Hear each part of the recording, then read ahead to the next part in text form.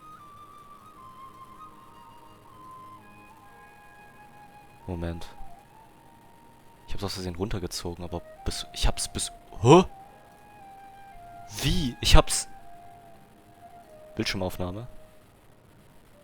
Das Ding ist... Ich hab's aus Versehen nach unten gezogen. Das war nicht mal extra. Scheiße. Ich muss schließen. Fuck.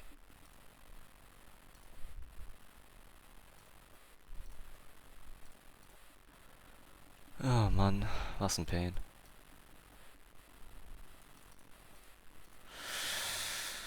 Ach Mann. Jetzt wird gewartet.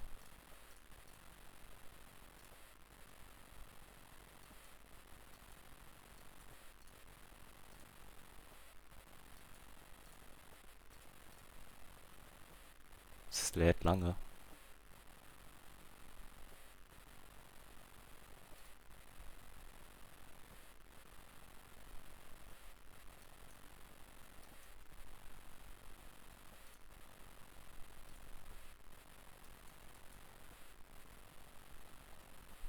Warum braucht Genshin gerade so lange zum Launchen? Ich mach gleich noch eins.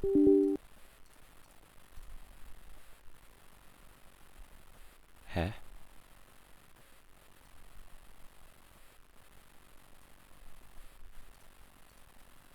Jetzt? Okay, endlich. Erst am Laggen. Heftig. Wie sieht's eigentlich mit meinem Speicher aus? Ich habe ja die ganze Zeit aufgenommen. Jetzt war ich gerade vorher noch bei 105. Jetzt... Oh mein... Ja, es ist schon eine ziemlich große Datei. Das... Ja. Warum Downloading Resources? Hä? Ist irgendwas gerade changed worden? Balance changed oder so? Oh Mann.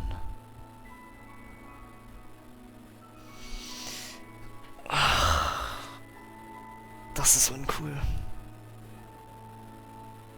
Das ist ehrlich uncool.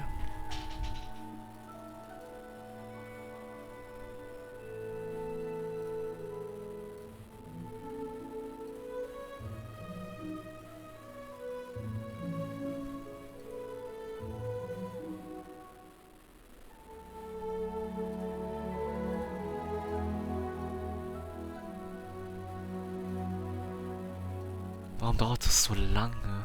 Für 20... Ah. Ich lehne mich mal kurz ein bisschen zurück. Ich mache einfach gar nichts. Oder ich hol Wasser. Ist leer.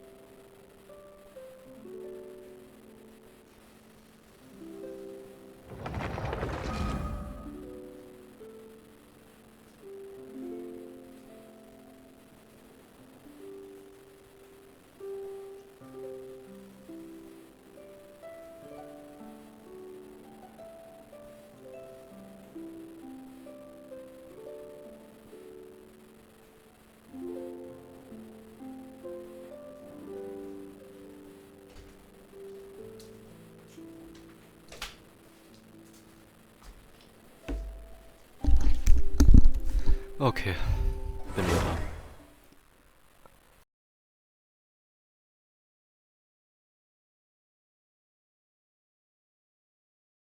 Warum dauert es eigentlich so lange zum Laden? Marvel dauert es nicht so lang.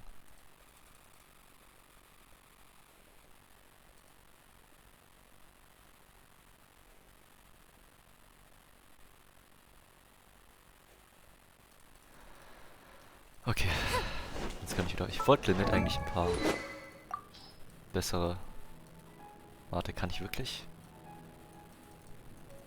Jetzt lag's ein bisschen. Ich versuch's mal kurz mit einem anderen Fenster. Ja, das ist tatsächlich einfach... Ey, das ist Kacke von Windows 11.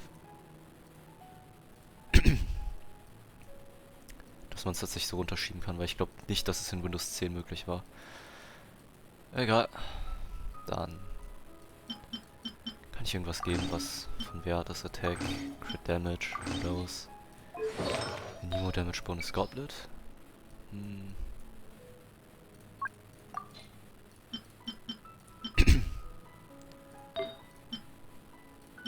Ich habe nur das von Wanderer. Dann würde ich das hier mal geben.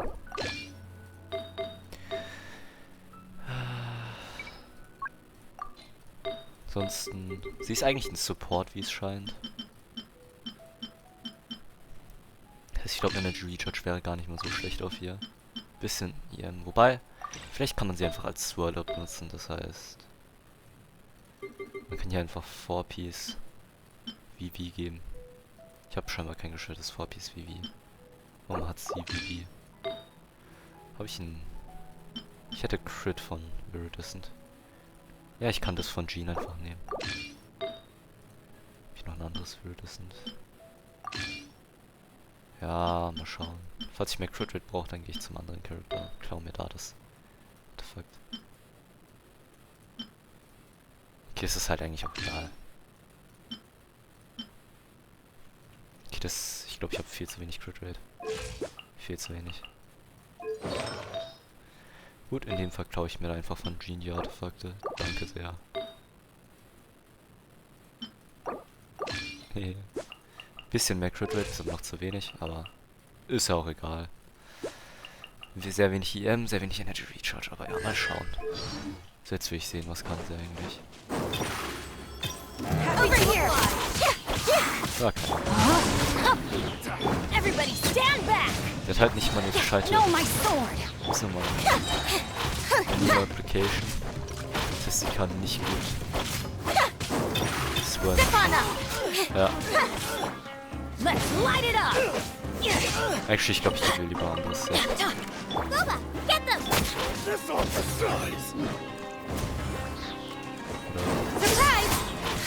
Ja, komm.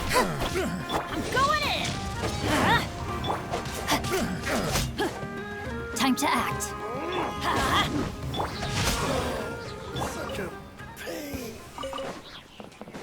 Oder ich probiere es nochmal kurz aus. Das ist ja cool. That's what I call treasure. For the hard dress. Bin's mich oder laggt? Meine CPU ist überlastet. Warum ist Genshin Benny's so Adventure fett Team, assemble! Warum verbraucht Genshin gerade so viel? Let's light it up! Over here! Adventure! Teamwork is... Witness the power! Be amazed! Send this quickly! Just be miscalculated. Ja, keine Ahnung, mal schauen. Ich hab keinen Plan, was das gerade war. Das sah lustig aus. Rammeltext sehen. Es geht. Aber es ist relativ langsam und das Scaling ist auch nicht hoch. Das heißt, das Band ist was schneller.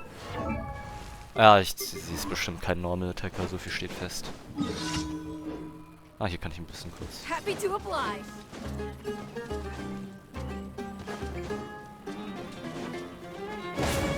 Zip on up. Crit. Zu wenig Crit Rate. Das Band hat... Nee, war es nicht schon? Ja, das ist nicht. Ich dachte kurz, mein Band hat einen Crit. Ich glaube, ich kann es gehen. Ja, nee, ich lasse es vielleicht doch so laut. Wenn ich gleich zur Fontaine gehe halt. Ich will Fontaine meinen Dailies machen dann. Mann. Warum kann ich es nicht auf Fontaine stellen? Warum laggt es so sehr? Das ist ja heftig. Muss ich vielleicht sogar tatsächlich die Grafik runterstellen?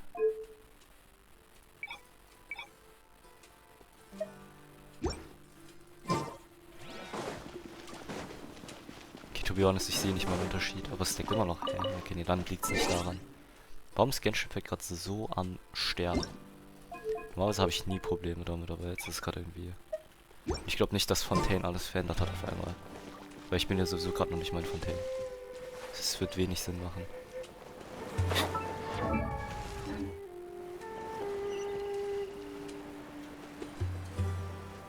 Hey, ich habe überhaupt keine Ahnung warum, aber Genshin frisst gerade so viel CPU, das ist wirklich heftig. Früher war es auch immer ein GPU-Problem bei mir, nie ein CPU-Problem auf dem anderen alten PC, wo meine CPU auch noch schlechter war, aber die GPU deutlich schlechter. Jetzt habe ich kein GPU-Problem. Eigentlich sollte ich auch kein CPU-Problem haben. Aber jetzt sagt irgendwie CPU, es macht Faxen.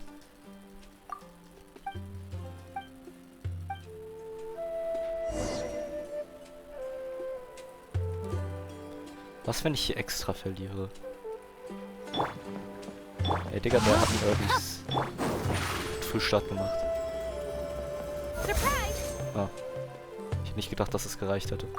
Ich hatte eigentlich vor zu verlieren. Aber gut, da nicht.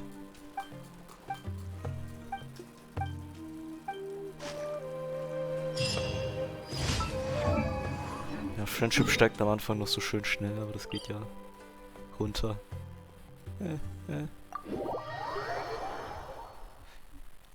Ich muss dir da noch einen Teapot stellen.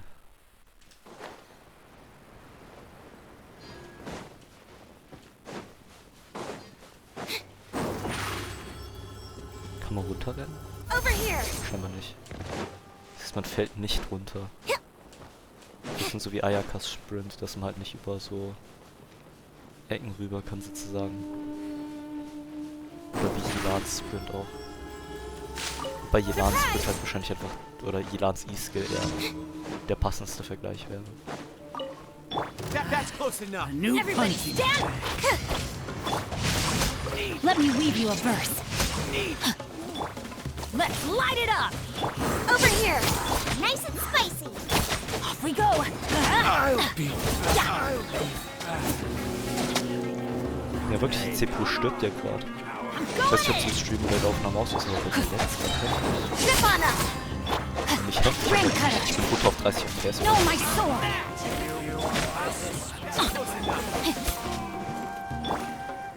Use the spotlight!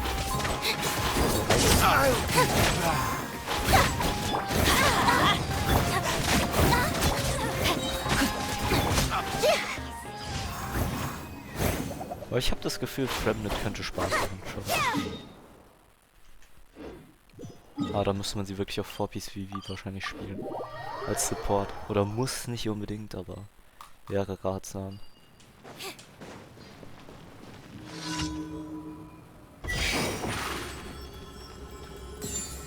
Surprise!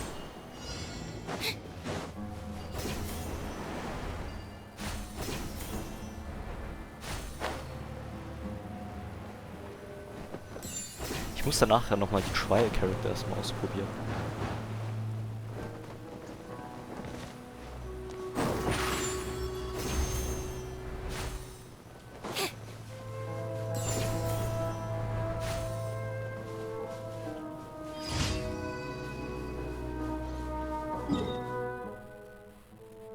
Und Daily Commissions Reward. Ich würde mal zur Catherine von Fontaine gehen. Falls die eine haben, müssten sie haben. Ja, hier. Oh Gott. Ich habe noch gar nicht mal einen TP-Point dort freigeschaltet. Aber das ist sehr nah an der, wie ist nochmal? An der Catherine. Das heißt, ich werde wahrscheinlich zukünftig immer zur Fontaine Catherine gehen. There is nothing new under the sun. Is that really true? Over here! Was ist denn das? Eine Blume. Sind voll häufig hier vorhanden. Oder? Ne, warte. Von denen habe ich noch gar keinen, okay. Wo kann man die Teile überhaupt finden? Ich habe noch keine scheinbar von denen gesehen.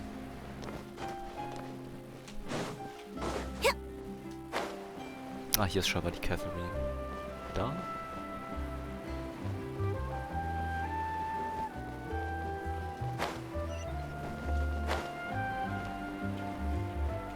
Und damit bin ich auf dem TP-Point. Das ist Catherine in der Tat. Ad Astra Abyssosk. Welcome to the Adventurers Guild. Das erste Mal in Fontaine. Claim daily commissions reward. Are you also a clockwork puppet, Catherine? Das kann man fragen. I wonder, do I appear like a masterpiece of the Fontaine Research Institute to some? Add Okay. Thank you for... Add astro... Dann das Picture Characters and Expeditions. Moment, scheiße. Add Stimmt, jetzt hat man ja auch noch Fontaine. Ich glaube, in Fontaine würde ich lieber jetzt jemanden hinlegen. Von denen habe ich gar keinen. Ich weiß nicht mal, was das ist. Na gut, Amber. Mach du. Ich weiß auch nicht, was das ist. Also ich würde mal die Sachen hier einsammeln. Ich meine, die Steine kann man natürlich immer mitnehmen. Das ist aber auch ein bisschen unnötig, glaube ich. Ich brauche die Teile nicht wirklich. Ich würde sagen, ich gehe erst lieber auf das hier.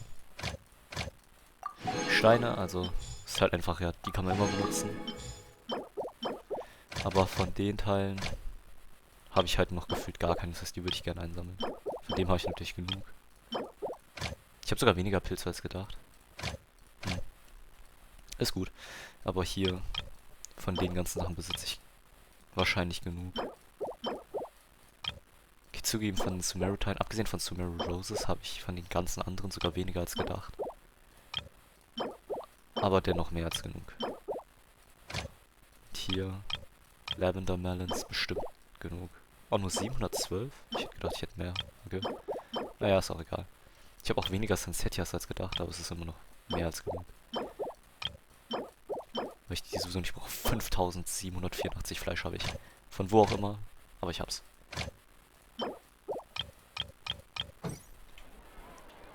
Okay. Dann kann ich hier noch ein paar Sachen einsammeln. Resin muss ich auch benutzen. Defeat Boss Opponents würde ich jetzt nicht machen.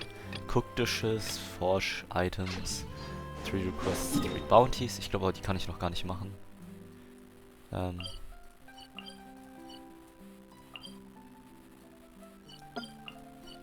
Wo sind Bounties?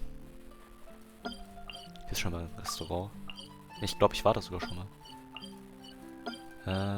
Das ist... Ich glaube, hier kann ich noch gar nichts machen.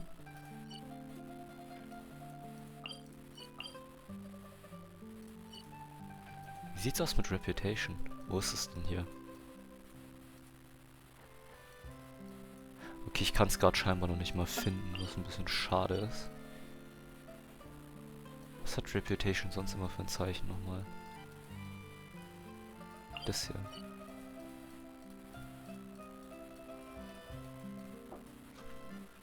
Hi.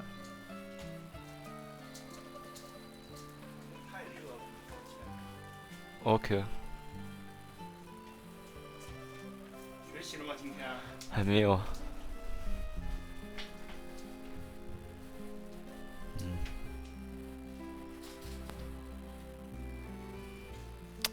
Mann, das ist alles so weit entfernt. Ich gehe dann erstmal zur Statue of 7. Muss währenddessen ein paar TP-Points freischalten. Oh Mann.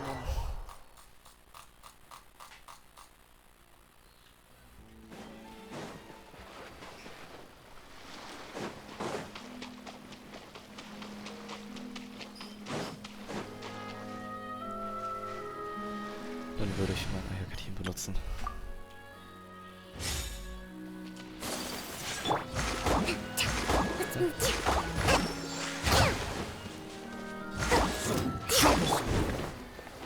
The wind knows me. Hold the line!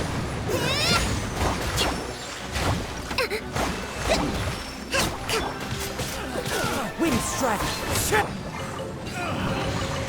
We should make the most of these supplies. Main DPS Kokomis OP.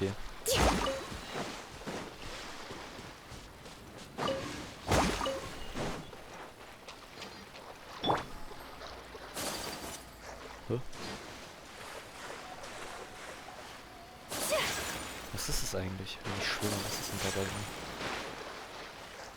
Was ist das für ein Ding, hä? Achso, dass sie unendlich schwimmen kann, stimmt. Oder sprinten über Wasser ist trotzdem schneller.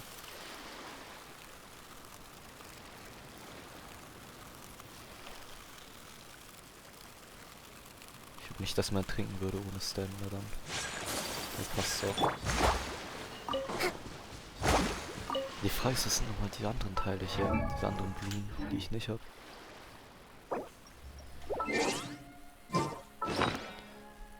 Oder die ich halt bekommen habe. Hoffentlich ich keine Seeds habe. Wo findet man die? North of the Court of Fontaine. Okay. Court of Fontaine ist hier. Nein.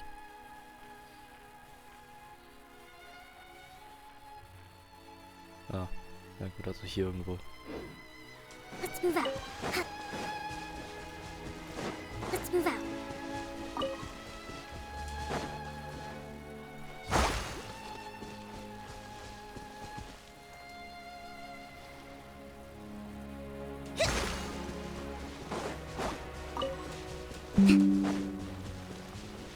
Let's move out. Ist nichts.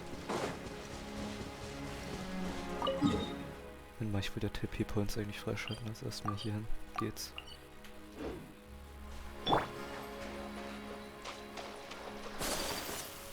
Kein Plan, was es alles im Untergrund gibt, aber das werde ich glaube ich heute noch nicht erkunden. Das ist nicht so viel.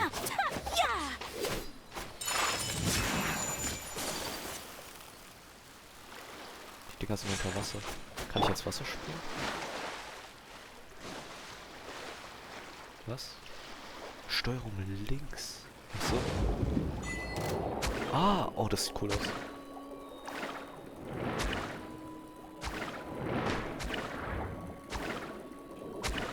Das ist voll cool. Aber das macht voll wenig Schaden, Mann. Die Dinger wehren sich nicht mehr. Oder wehrt die sich? Ah ne, die machen mir Schaden.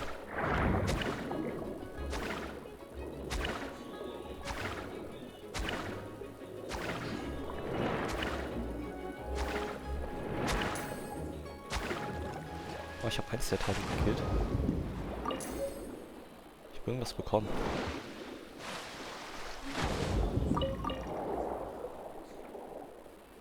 Okay, ist interessant. Ey, das ist so cool. Was, wenn ich den angreife? Greift er mich zurück an?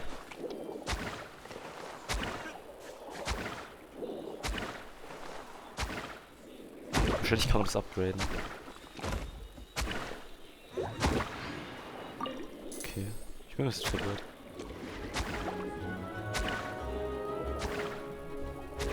Heilig Scheiße, ist die Range davon riesig.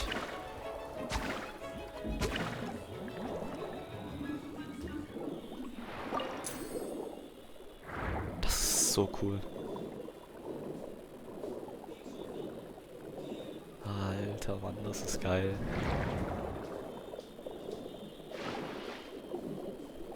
Kann man das dann noch monstern? Ich glaube, es geht nur in Fontaine. Man wird davon geheilt? Oha.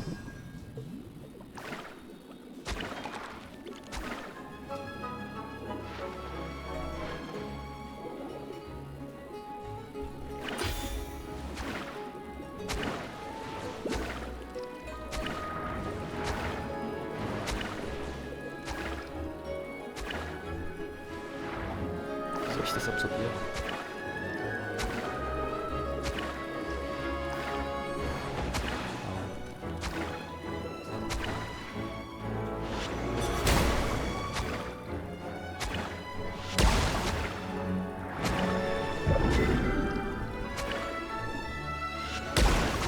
Das ist cool.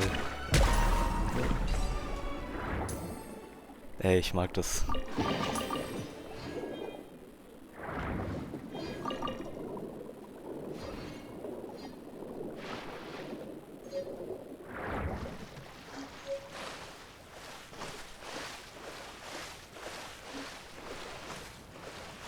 Erstmal gehe ich hier den TP-Punkt holen. Das ist ja voll einfach, hier unten drunter zu gehen.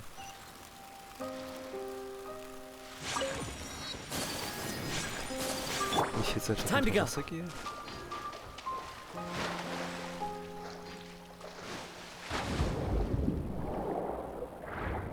Gab es hier nicht einen TP-Punkt? Hier unten vielleicht? Oder ist es weiter unten?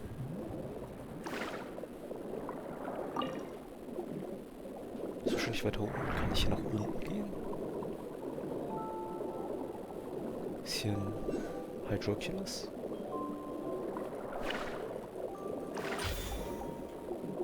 Hier geht's erstmal nach unten. Oha. Ich lass mal nach unten gehen. Das verbraucht auch keine Stamina, das heißt, man kann unendlich unter Wasser atmen.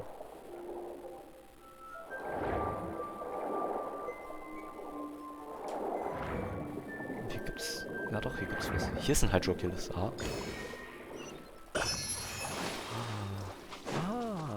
Okay, jetzt sehe ich's. Boah, das sieht cool aus. Das hier ist scheinbar sehr heiß. Ja. Krieg davon schon. Unleash! You will regret Ow. this! Rust and Reap! My apologies! Embrace the ice! Cryo incarnate!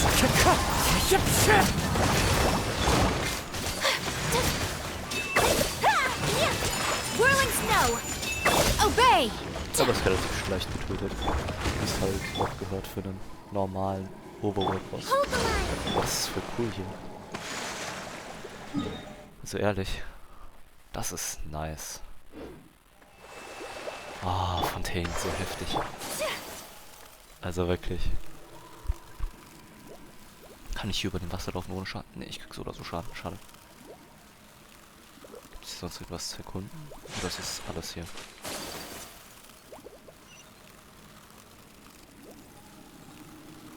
Jetzt droppt der Bre nochmal. Okay, die brauche ich jetzt erstmal nicht. Braucht wahrscheinlich Linne, aber ich habe Linne nicht. Ich habe nicht vor, auf Linne zu pullen. Also ja.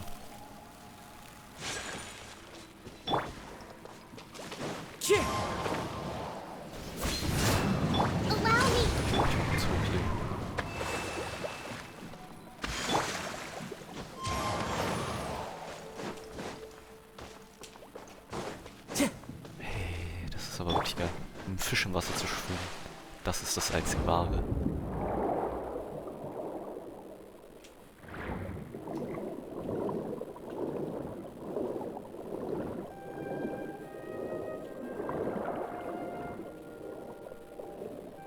Oh, hier gibt es sogar noch eine Challenge. Oh. Das ist sozusagen... Ah, okay, jetzt sehe ich's. Das ist sozusagen, dass man hier erstmal reinkommt, überhaupt zur Krabbe. Das ist wie eine Einleitung. Oder Einführung.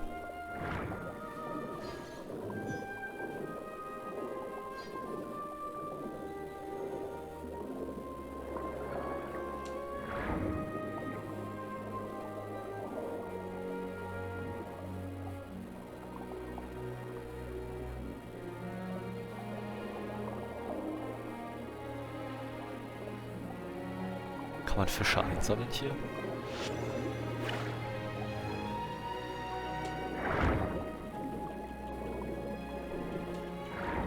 Scheinbar nicht. Das ist schade. Oh, man hat sogar noch so ein bisschen... Man kriegt sogar dieses komische Bild da, dass es so aussieht, wie wenn dort so Wasser auf der Kamera wäre. Das ist auch so geil. Oh mein Gott. Das war ja das mit diesen zwei Arten von Energie.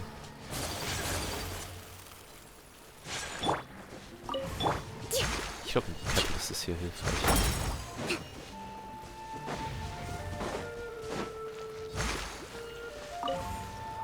Als ein Sword-User. Okay, man kann das alles hier entfernen, oder wie? Ah, und dann schaltet man das frei. I see. Das ist... ich hab schon so oft gesagt, das ist wirklich cool. Das ist so geil. Hier ist noch ein Hydroculus. Hydroculus sieht so geil aus, also. Das ist ganz ehrlich.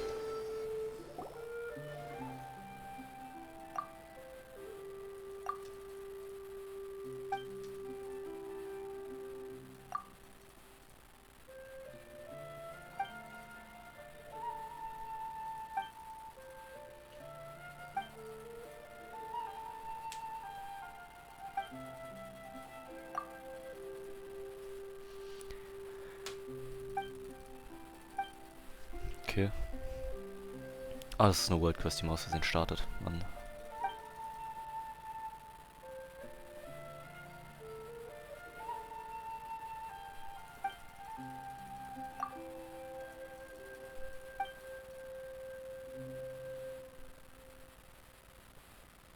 Hey, Big Sis, also.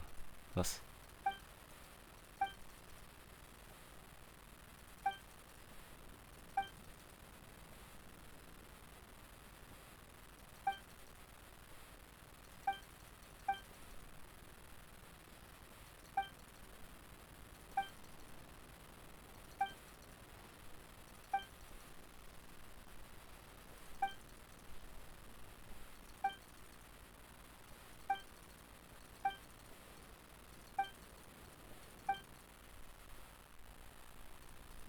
Ich will das nicht machen. Ich mach... Ist es deren Ernst? Time to go.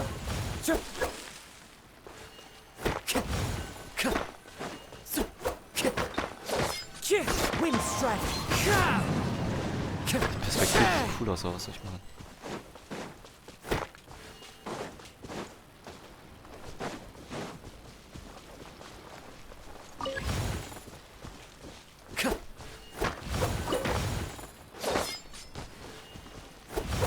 Time to go.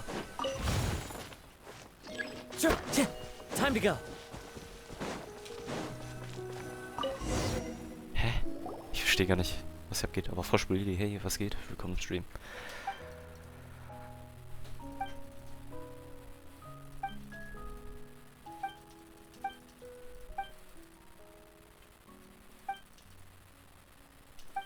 Fontaine. Ja, aber sowas von, das ist heftig.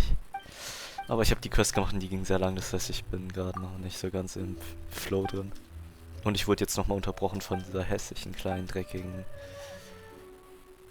Okay, deshalb wurde ich gerade auch noch aus dem Flow rausgehauen von der...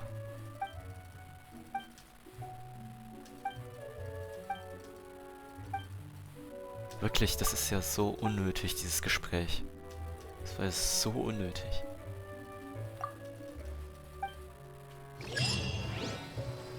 Zumindest habe ich Primes bekommen. Und ein Viewpoint hier. Das sieht das aus wie Genshin? So halb. Sieht eher so aus wie so ein Märchen, aber ja gut, Genshin ist auch so ein bisschen Märchenland. Aber okay. Was ist das für ein Roboter da oben? Ist das ein NPC oder ein Gegner? Ein Gegner. Oh.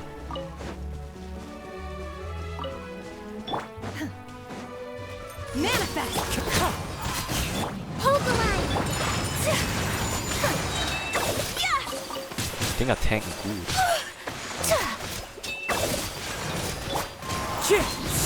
My will embodied. Take flight. Aber die haben irgendwie schon nicht wenig HP. Wenn sie nicht ungefähr auf dem gleichen Level sind wie Kaidagi oder sowas, sondern sowas wie Village sein sollten, dann würde mich das sauer machen. Dann würden sie viel zu viel tanken. Man kann sich hinsetzen. Time to go.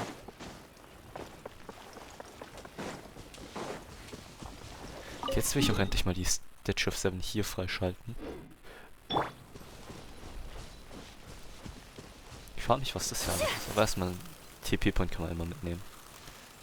Ein mechanischer Hund, das sind wahrscheinlich auch Gegner. Ja.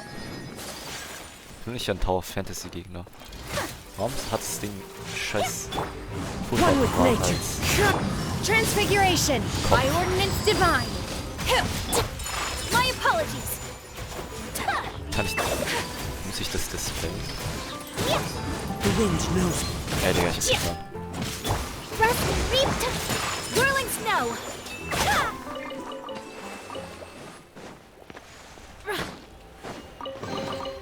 These things, what are they used for?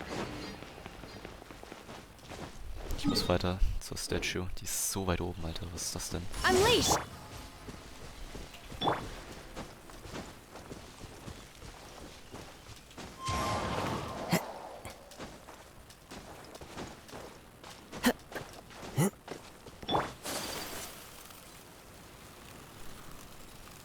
Oh, hier ist sogar noch.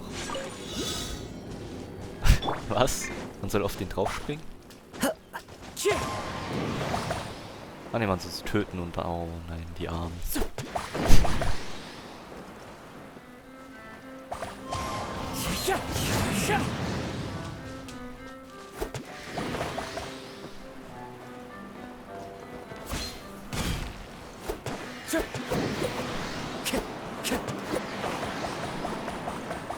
Holy shit. Und hier gibt's noch mehr. Ah. Ja, das ist eine lustige kleine Challenge. Ah, Mann. Fontaine ist nice. Ja, das haben sie wirklich gut gemacht. Die hatten ja auch selbst gesagt, die wollten anderen Fontaine ein anderes Gefühl geben, wie es Mondstadt gibt, weil es natürlich ein bisschen schwerer zu machen ist, weil es halt beides als Region Europas sehr ähnlich gestilt sein können. Oh, man kann hier was kaputt machen. Hey, das ist auch cool. Und das haben sie definitiv geschafft. Es ist so geil, Alter. Jetzt nach oben. Man hat es gefüllt. Bleibt es dann so oder verändert sich das wieder? Perfekt, halt das. Scheiße, es ist aber weg.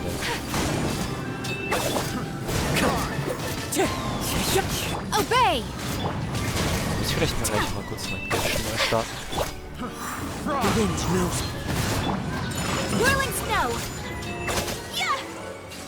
Was gerade irgendwie besonders heute sehr stark am Laggen, wo es sonst eigentlich nicht so viel ist. Und das hatte ich schon ein paar Mal deshalb. Was? Into the wind. Hold the line. My apologies. Das sind ja gefühlt alles nur Roboter, gegen die du kämpfst. Time to go. Oh, was passiert jetzt? Wohin fliegt man?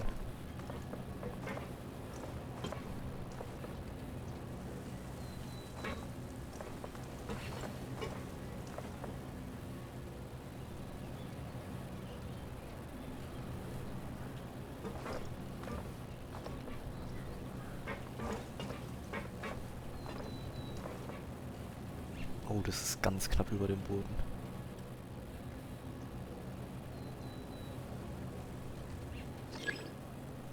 Anomaly detected. Das will ich nicht. Scheiße. One with nature. Ah, jetzt geht's weiter. Nein. Lass mich drauf.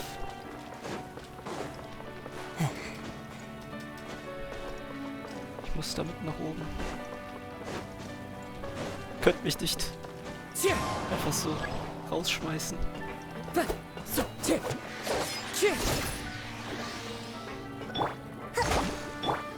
Oh Mann. Kann ich auch einfach diese Hydro Barrels da explodieren lassen? Scheinbar nicht. Das ist noch nicht gut.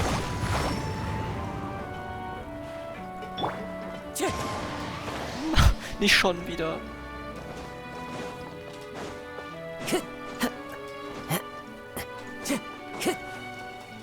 Oh fuck, man. Da oben ist so ein scheiß Vieh. Oder Wüste. Ich dachte, die Dinger gibt's nur in Wüsten. Das ist keine Anomalie scheinbar. Sonno di Volar. Alter, was ist das für ein Scam? Ich bin da nicht mal nach oben gegangen. Die haben mich einfach rausgekickt, nachdem ich sie gerettet habe. Naja, es ist halt nicht mal jemand drin. Aber ich wurde trotzdem rausgekickt. Mann, ich kann nicht mal meinen Skill hier einsetzen. Ich muss wirklich warten, bis meine Stamina voll ist. Into the wind. Hä?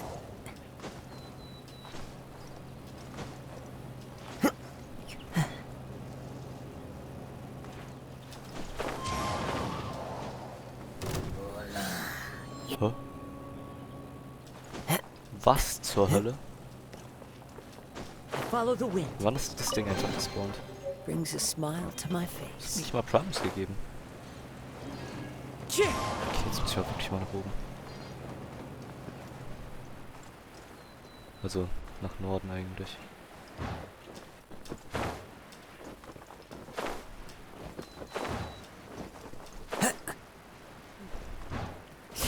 So, und hier ist das Viech jetzt. Unleash!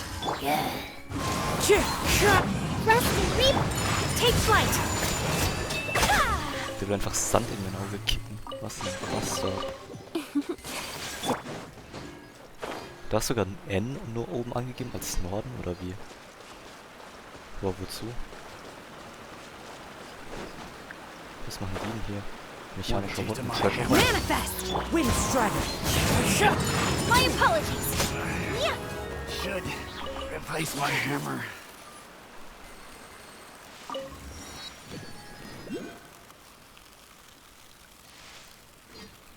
Noch ein paar Gegner. One with nature. Whirling snow! Yeah!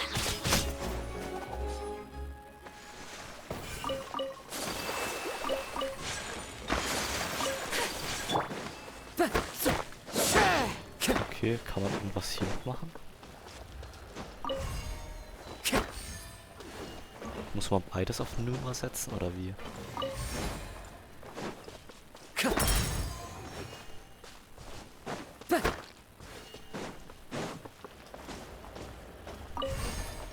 Was passiert, wenn ich nochmal eine Nummer drauf setze?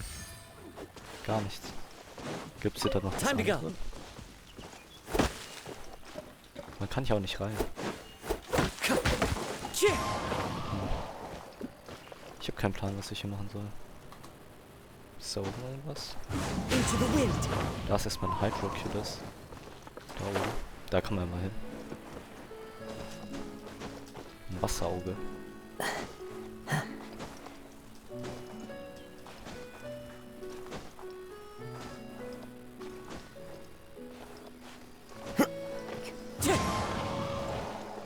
Scheiße.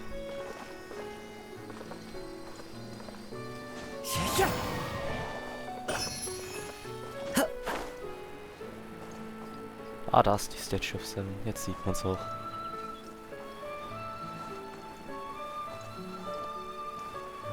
Das sieht aus wie etwas, was man noch erkunden kann dann.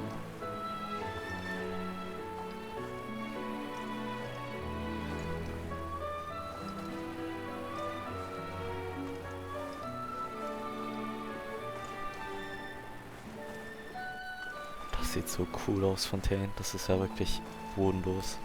Super Pommes 0905. Moin. Was geht, was geht? Willkommen im Stream. Wie geht's denn? Es ist so nice gerade hier in Fontaine. Es ist so geil, dass es raus ist. Und es sieht so geil aus hier. Das ist wirklich bodenlos. Unleash! Allow me! Oh, das Ding ist zum ersten Mal in einem. Gut, selbst mir geht's gut, weil Fontaine draußen ist und es macht sau Spaß hier.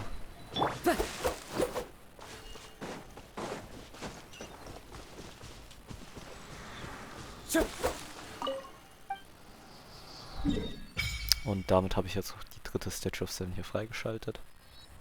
Es sieht heftig aus, Mann. Digga, diese ganzen Teleportation Waypoints werden aber so ein Pain werden, sie alle freizuschalten. Gut, damit habe ich erstmal ja, ganz Fontaine aufgedeckt. Das ist so geil, Mann. Es ist wirklich insane. Ich glaube, ich mache jetzt mal einen Abyss. Es ist noch der alte Abyss, das heißt, ja, ist eigentlich... Ach so, stimmt, ich bin noch hier gerade dabei. Wie viele habe ich inzwischen? 10? 8, schade. Network Explorer, was auch immer. Was ist eigentlich mit denen hier? Event Details. Ja, ich habe keinen Bock, das durchzulesen. Oh, das geht hier einfach nur ein bisschen darum, dass man so erkunden soll. Und der Rest... Ah, und da kann man es einfach einsammeln. Warte. Was kriegt man hier? 75? Plus 75 macht 150, plus 75 macht 225, plus 75 macht 300. Ja, okay. Das heißt genau 420. Insane. Once one times defeat the Emperor of Fire and Iron. Wann habe ich das kaputt gemacht? Ich weiß gar nicht, was der Unterschied ist. Den muss man einmal besiegen. Aber okay, ich habe sogar schon ein paar Sachen dann aus Versehen gecleart. Go to Challenge. Das ist eine Challenge? Okay, gut, das kann ich noch gleich dann machen. Aber ich glaube, erstmal ist der Spiral Biss dran. Fontaine ist ja schön und gut. Nur ist es am Arsch der Welt, hieß es nicht, es sei in der Nähe von Mondstadt, Liyue. Ich meine, ich könnte mir vorstellen, dass Fontaine auch noch diesen Bereich hier besetzen wird, aber das hat sozusagen der erste Part von Fontaine hier ist. Ja, es ist schon ziemlich am Arsch der Welt. Mann, also, früher war ja das hier das Zentrum, da wo das Zentrum, also eigentlich war das hier das Zentrum. Ungefähr hier so. Dann wurde es verschifft ein bisschen nach hier hin, wo gerade eigentlich nichts ist. Aber es ist immer noch das Zentrum gewesen, hier das Mainland. Dann sind wir hier nach Sumeru gekommen, dann die Wüste, noch ein extra Teil der Wüste und dann sind wir auf einmal hier. Es ist auch komisch, wie hier eine Wüste ist, wenn hier so viel Wasser ist, aber ja. Kann man ja hinterfragen. Vielleicht ist es aber, wie gesagt, erstreckt sich das bis hierher und dann vielleicht ist hier noch irgendwas in der Mitte oder ist es vielleicht was anderes in der Mitte oder vielleicht ist das ganze Ding hier Fontaine, wer weiß. Ich meine, das ist ja auch eine Menge hier, wie groß Sumeru ist. Wenn Fontaine dann sozusagen noch hier ungefähr liegt oder sowas macht, dann wäre es ein bisschen größer als Sumeru nochmal, was halt bodenlos wäre, aber dann hätte man so etwas in der ähnlichen Dimension. Egal. Wie gesagt, ich würde erstmal einen Abyss machen. Jetzt kann ich mich auch mal teleportieren. Oh Gott, ich bin schon seit über 6 Stunden am Stream. Das ist auch wirklich heftig. Was ist hier bei den Notizen? Tools 4.0. Okay. Ich schau mal kurz wegen dem hier. Jetzt ist meine CPU gerade noch am Chillen. 36 Sterne natürlich. Bei dem Abyss ist es ja auch komplett machbar. Und dann würde ich reingehen hier. Was will ich spielen? Hutau, Hintyu, Bennett.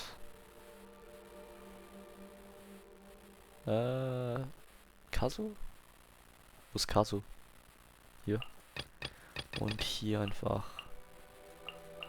Wie wär's mit Milan? Ja, nee, oder? Komm, sowas. Wobei, Hintyu. Lass mal hier Bennett und Xianlin so reinmachen. Hier habe ich Hintyu mit Sucrose und wer noch? Von Liyue bis Inazuma ist es ja viel. Es ist ja so viel.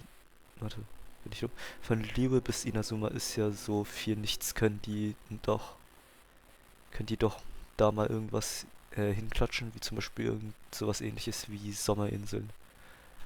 Keine Ahnung. Will ich hier noch einen Pyro-Charakter reinlegen oder noch einen anderen Charakter? Kazu wäre halt ein bisschen over the top, um ehrlich zu sein.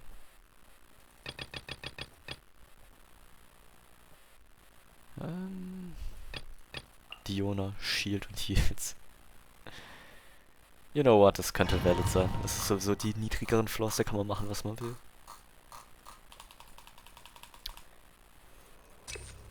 Jetzt wird der Biss halt ein bisschen laut sein. Ich glaube, ich werde auch nicht sehr viel sagen.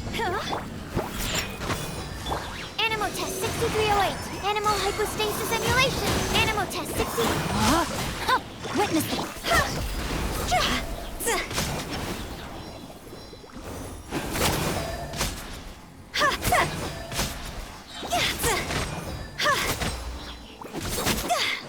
No, my sword! Think you can bully me? Can't handle your stand clear. Swirl, mark Ring cutter!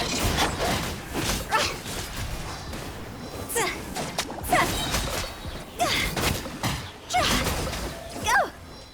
Time to go!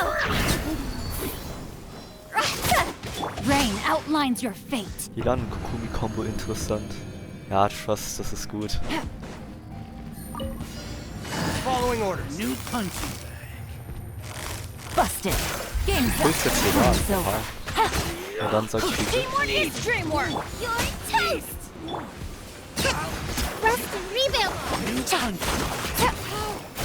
Na guck, es funktioniert doch. Gut. Auf welche Konstellation gehst du? C4? Ich glaube, vielleicht ist es gerade auch ein bisschen laut, aber das Game. Aber gehst du auf C4 oder 6? Ich hoffe, man kann mich hören. Kommt drauf an. Was heißt, kommt drauf an, du pulst jetzt gleich. Achso, ob du Early bekommst oder nicht. Ja gut, dann wünsche ich dir natürlich viel Erfolg und dass du viele Early bekommst und 50-50 alle gewinnst. Wie viele 50-50s ich gewinne, also ja. Genau. Dann wollen wir mal darauf hoffen, dass du ganz viele 50-50s gewinnst. Und Early bekommst. Platz 6. Und schon.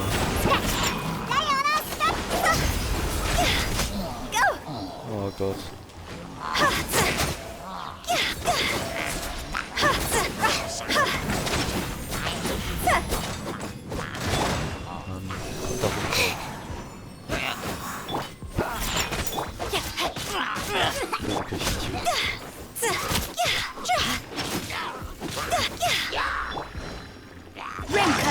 Absorption test.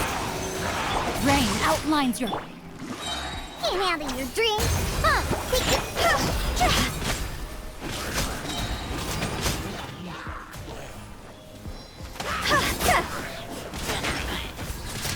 Ach stimmt, ich krieg sogar zweimal die M in Burst, weil ich ja die 6 hab.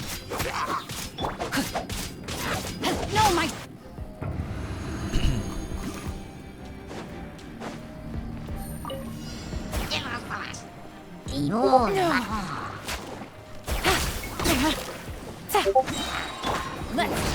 That's gonna hurt. Uphill battle. Allow me. Game's up. So. Teamwork is dreamwork. Virgin, let's go. Eat this. Ah scheiße, stimmt. Das war halbe Mages, hab ich vergessen.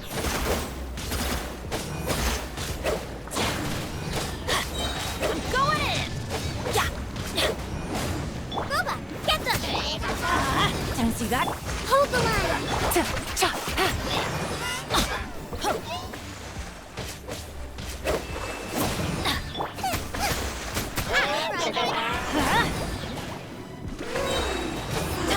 Everybody stand back! Gotcha! Oh, 72k. Schaut Discord. Hast du Double Fives da bekommen? Oh, nee. Ja, ich 60 Pity. 13.799 Prime Gems und 24.540 Genesis Crystals. Das sieht aus wie eine Menge Geld, die da reingeflossen ist. Aber dann wünsche ich dir viel Erfolg bei deinem Puls. Wenn du Double Fives da bekommst, notify me. Nee. Stand clear. Animal test 6308. Animal hypostasis. Witness the power of Gugwa. No.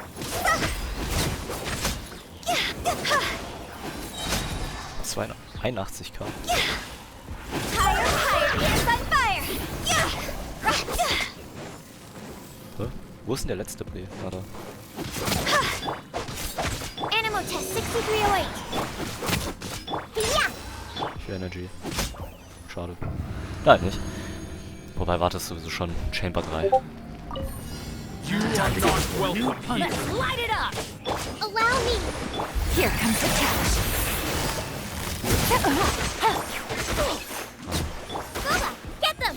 You're toast. Will. Oh no. Mona C8. Oder so. Oh no. Das ist natürlich painful.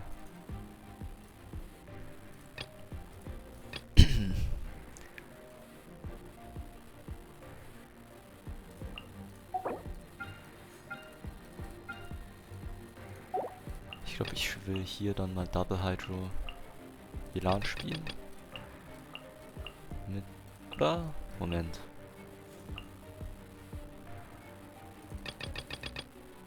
Warte, ich mach mal International. Nee, es ist kein International oder so nicht. Nevermind, das macht keinen Sinn. Egal, wobei ich mache vielleicht mal sowas. Das könnte interessant sein. Hier Double Hydro.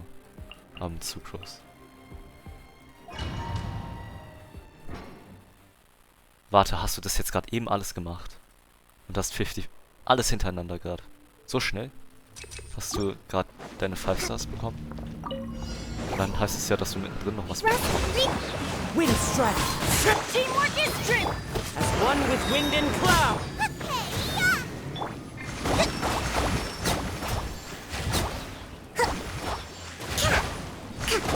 Ich bin so froh, wenn endlich mal ein neuer Biss rauskommt, weil es triggert nur noch mit diesen unnötigen Dingen, die überall verstreut sind. Doch einfach viele starke Gegner, die davon halten.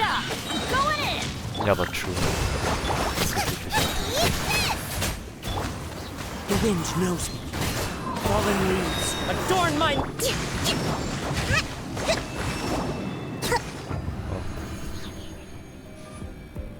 Kokomi International Trust Me, das ist gut. Let me read you a verse. Enhanced Animal Module 75 and Social Test. Game's up. Time's over. Busted. Oh, der ist schon tot.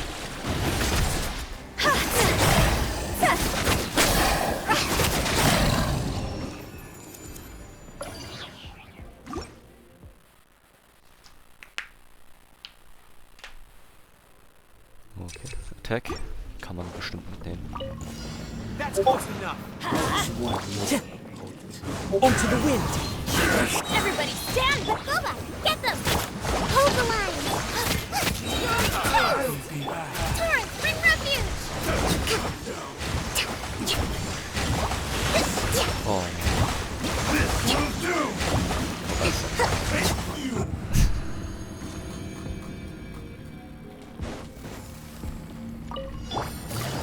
Quiet now. Stand clear! Absorption test! Things are about to get dicey. Swirl, mark! Stimmt, ich habe ja gar keinen Witness the Fieber. power of Gugwa! Das hat Wasser halt nicht die ganze Zeit mit dem Wasser.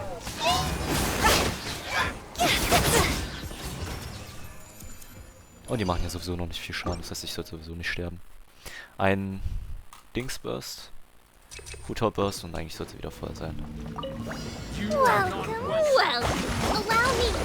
The wind knows me. As one with wind and cloud. Jetzt hab ich halt Heilung. Das ist wohl Heilung ist auch. Nett, du hast ein Foto geschickt. Du hast und Jean alle verloren. Oh no. Ah, du hast C6 dafür. Das ist doch ziemlich krass. Vielleicht waren sie dafür early. Ich würde mal davon ausgehen, dass sie dann early waren. Das hättest du wahrscheinlich nicht so weit weitergebracht. No, my soul! Game's up. Time's over. Busted. Stand clear! Animal test 6308. Absorption test. Animal. Time to go. Ja, fast tot. Winter. No, my soul. Let me leave. Things are about to get dicey. Quietly now. Und die hat hier überlebt.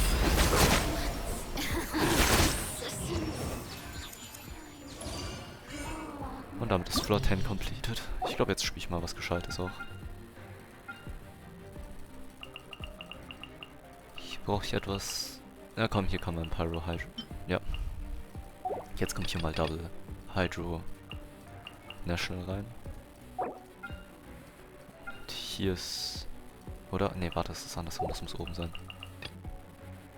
Hier Double Hydro National und hier unten ist bestens dort Ayaka. Ja, das ist gut.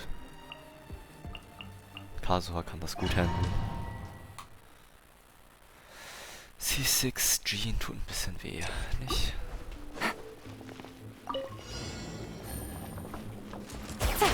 Teamwork is dreamwork! Was? Der springt hier wirklich? Rain outlines your fate. Rain cutter. No, gotcha. Here comes the catch. Let's light it up.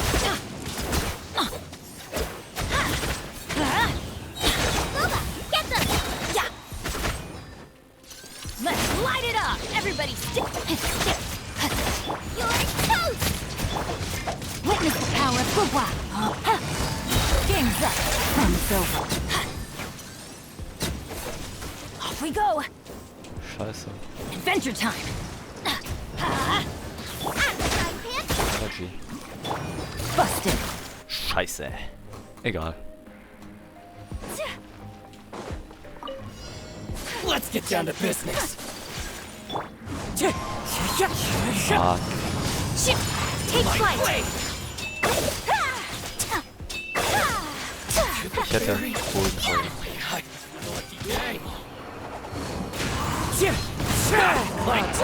Mach ich halt nicht einen Fehler. Do your master's bidding. My will is hold the line. To the very. Let's get down to business. Finally, one with nature. My apologies. To the very finally.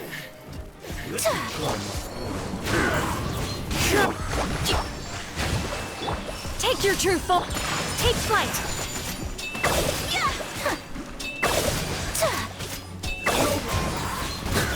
Oh, jetzt sowieso. 10.000 Master Stardust. Oder ja, Stardust ist, glaube ich. Das tut weh.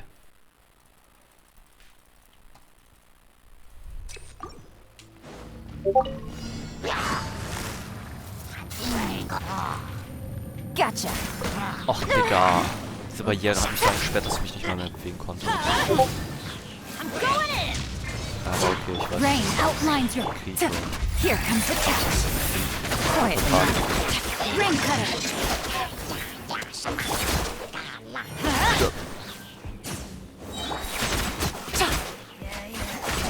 Teamwork is dreamwork. Gotcha. No, my sword.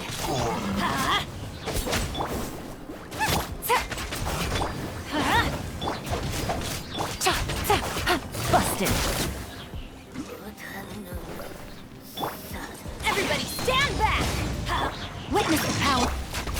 Things are about to get dicey. You're toast.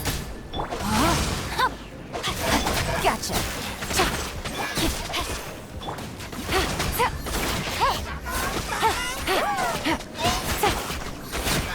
Oh, scheiße, jetzt ist zu schnell gestorben. Egal. My will embodied. Rest and reap. My apologies.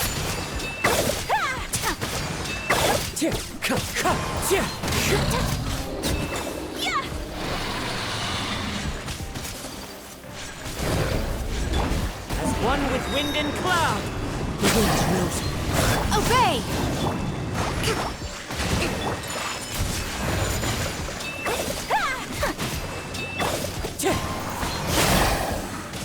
Take your true form. Whirling snow. Into the wind.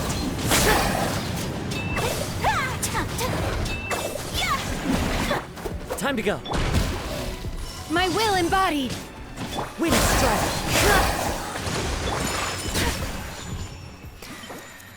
Okay, jetzt noch der letzte Chamber und dann kommt Floor 12 endlich. Kein Plan, ehrlich zu sein, wie lange ich jetzt gebraucht habe hierfür. Ich glaube. Busted. Let me weave you a verse. No, my game's up. Fun's over. Going in. Nice and spicy. Yeah, let's light it up. Eat this. Quiet now.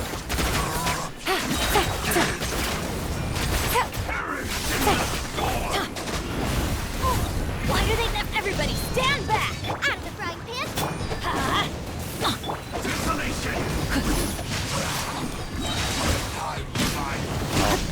Ring cutter. Things are about to get dicey. Gotcha.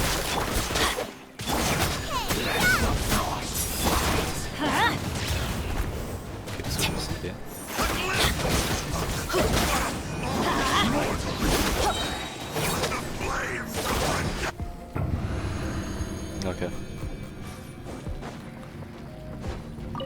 Your journey ends here. Your sacrifice is ready. Cryo incarnate. In your dreams. Transfigure. Hold the line. Take flight.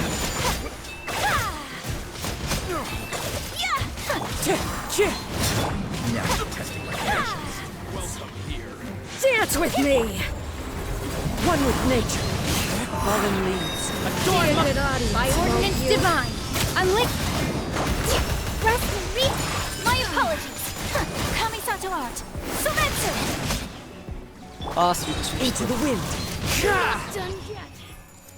So, letzte Mal. Okay. Ja. Das wird jetzt halt. So wie immer. Der letzte Floor. Mal schauen, wie viele Resets ich brauche. 2, 3, vielleicht. Take it easy. I'm going in. Eat this. Let me read you a verse. Here comes the catch. Let's light it up. Yeah. Nice and spicy.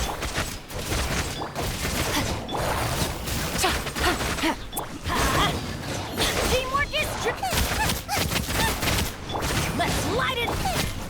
You're toast. Rank busted. Game's up. Runs over.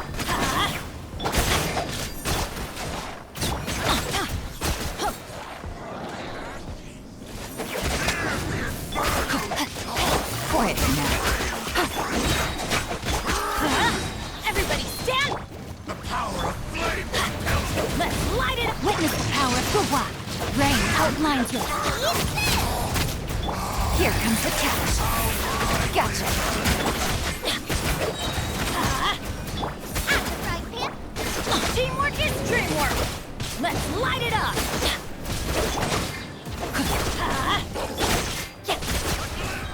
Let me weave you a verse. Know my sword.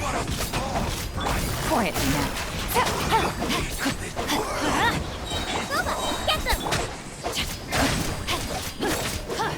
Ich hab verlangt. Let's light it up.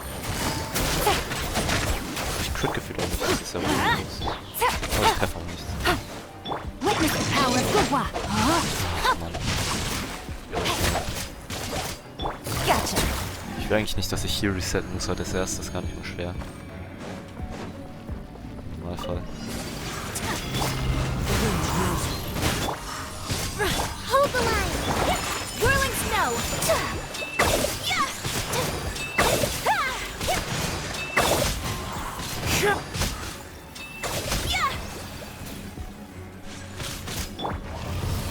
One with nature. One with wind and cloud. My will embody. Take flight. Wind strike.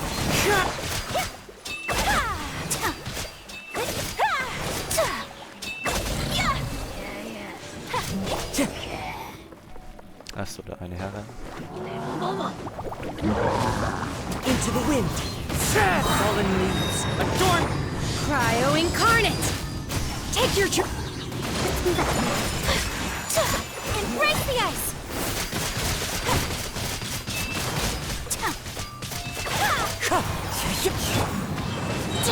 Das war nicht gespielt. Überhaupt nicht. Das hat nichts.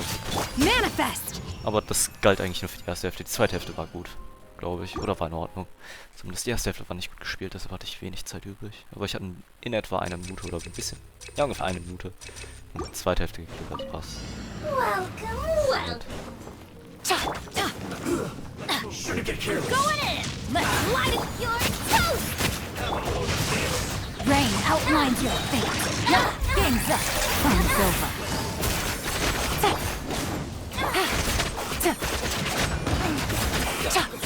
I'm getting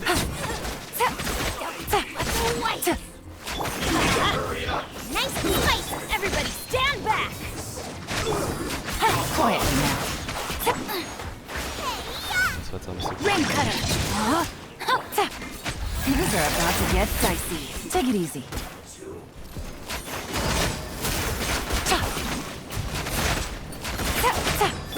Let's light it at the right hip.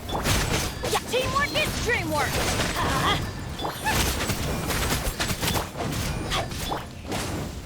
You're toast. Rain outlines your fate. Witness the power. Here comes the catch. Yeah. I'm going in. Nice and spicy.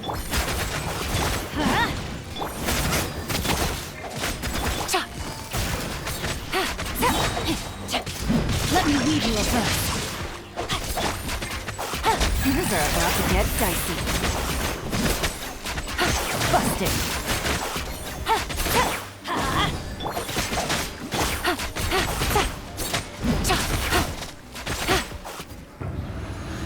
Ah, Mann, irgendwie habe ich das Gefühl, die Manifestations sind voll kacke auf der ersten Hälfte.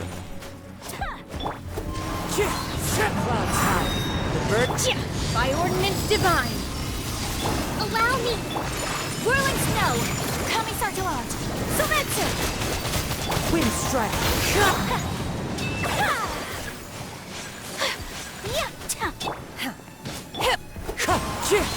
As one with wind and cloud. Obey. Do your master's bidding. Take flight. Wind strike. Embrace the ice. Unleash. My apologies.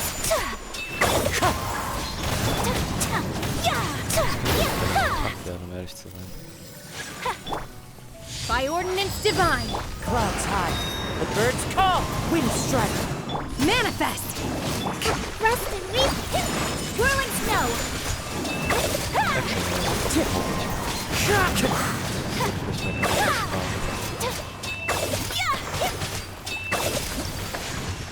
Ja.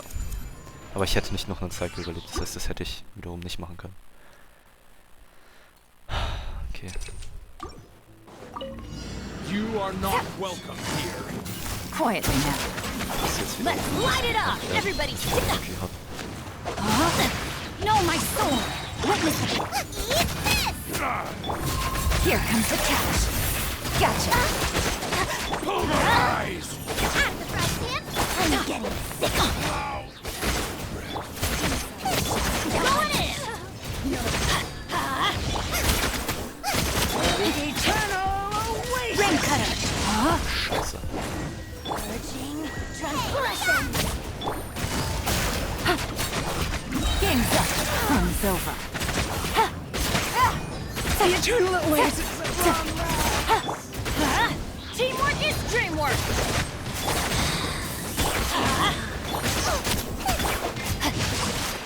Rain outlines your fate. Witness. You're toast. Okay, gut. Das war jetzt wiederum. Ja, hätte ich auch besser spielen können, aber komm. As one with wind and cloud. Obey. Do your master's bidding. Allow me. Take flight. Commissar to art. Surrender. Transfiguration. I must remain calm. Alright, bring refuge. Was ist das? Scheiße. Rust and rebuild. Fallen leaves. Adorn my will embodied by ordinance divine.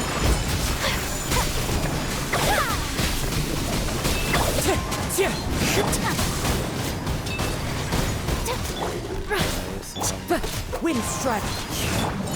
My apologies. Transfiguration. One with nature. Clouds high. The bird. Cryo incarnate. Hold the line. Huh? Die haben mich ge-one-hitted. Die haben mich literally ge-one-hitted. Was war das denn? Okay, das ist mein erster Retry. Fuck. Er hätte wirklich nicht getrollt. Das ist ja gut. Let's light it up. I'm going in. Eat this. No, my sword.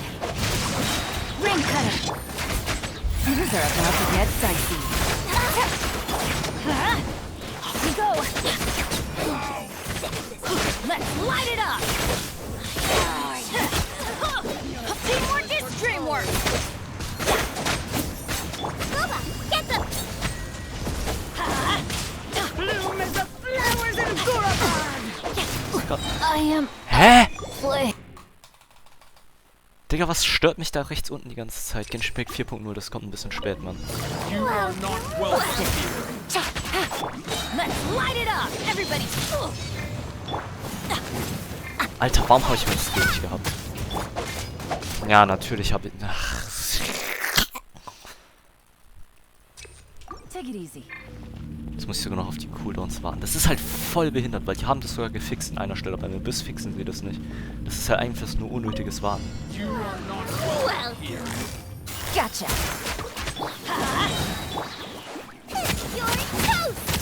Ja, bestimmt habe ich die 3 zuerst gefunden. Rain outlines your fate. Witness the power. Here comes the catch. Quietly now.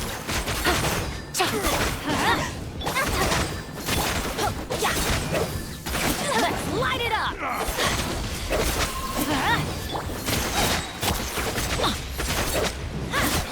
Let's light it up. Going in. The eternal oasis. Ring cutter. Things are about to get dicey.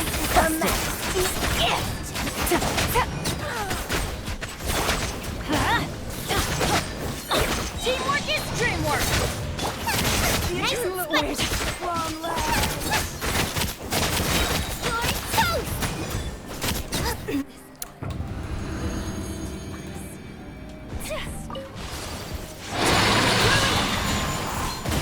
One with wind and clouds. By ordinance divine, unleash! Allow me! Take flight! Sakura swirl! My will embodied! Billowing surge!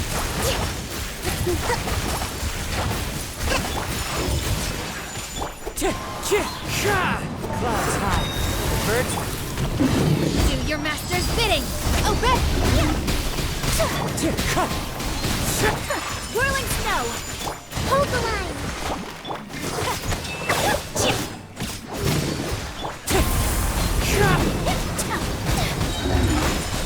Embrace the ice!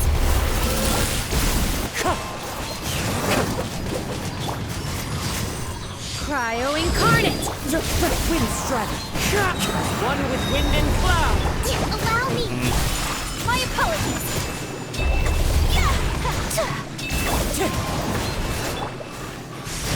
Manifest! Wind strike. Whirling snow!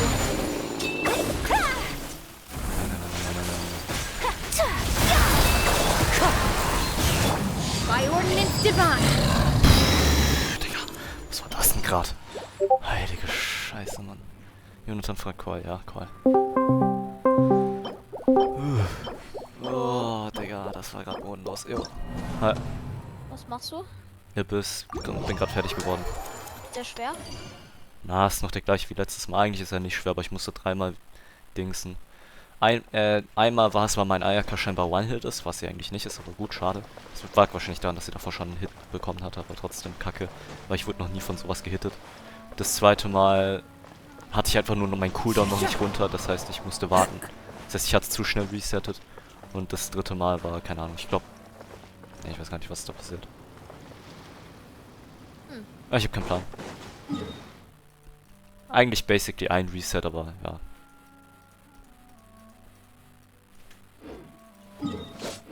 Komm, ich sammle erstmal die 600 Primes ein, das sind meine.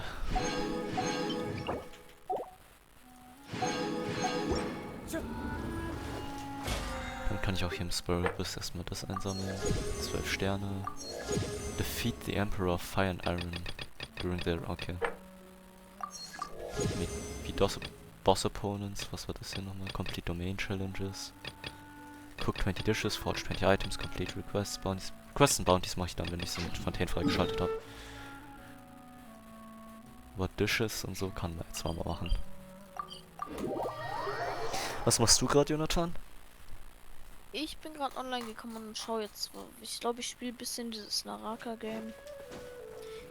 Wollen wir Matthias in den Call ranholen? Soll ich den mal fragen? Okay, lass den in nix, in dem der auch Nick ist, reinbringen.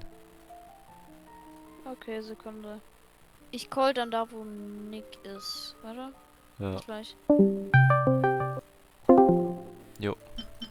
Oh.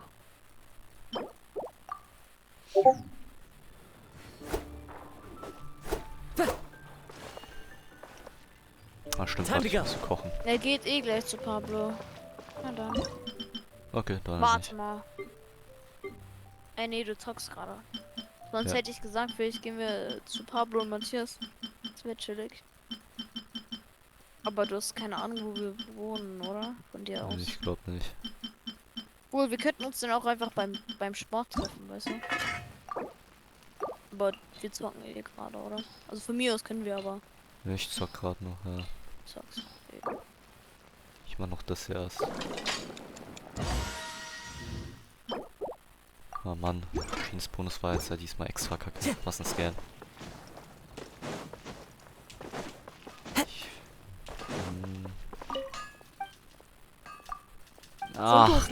Digga, ich hasse es. Wagner, du dreckiger, hässlicher Hund.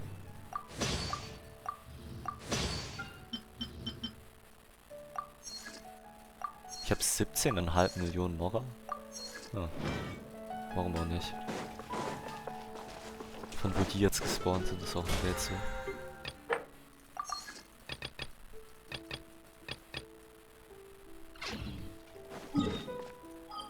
Ich kann auch mal zum Serenity Pod gehen und Lynette eintauschen. Lynette einlegen. Stimmt, ich muss doch die Trials erst spielen, das habe ich auch noch nicht gemacht. Ich weiß auch gar nicht, wie man Lynette spielt. Digga, Lynette und Lynette, das ist ja auch bodenlos. This realm. If you ever... Wer ist Lynette? Lynette ist der Junge und Lynette ist das Mädchen von den Zwillingen. Und Lynette ist der Forster. Ja. Und die sehen beide scheiße aus. Okay, sorry. Stimmt. Fuck.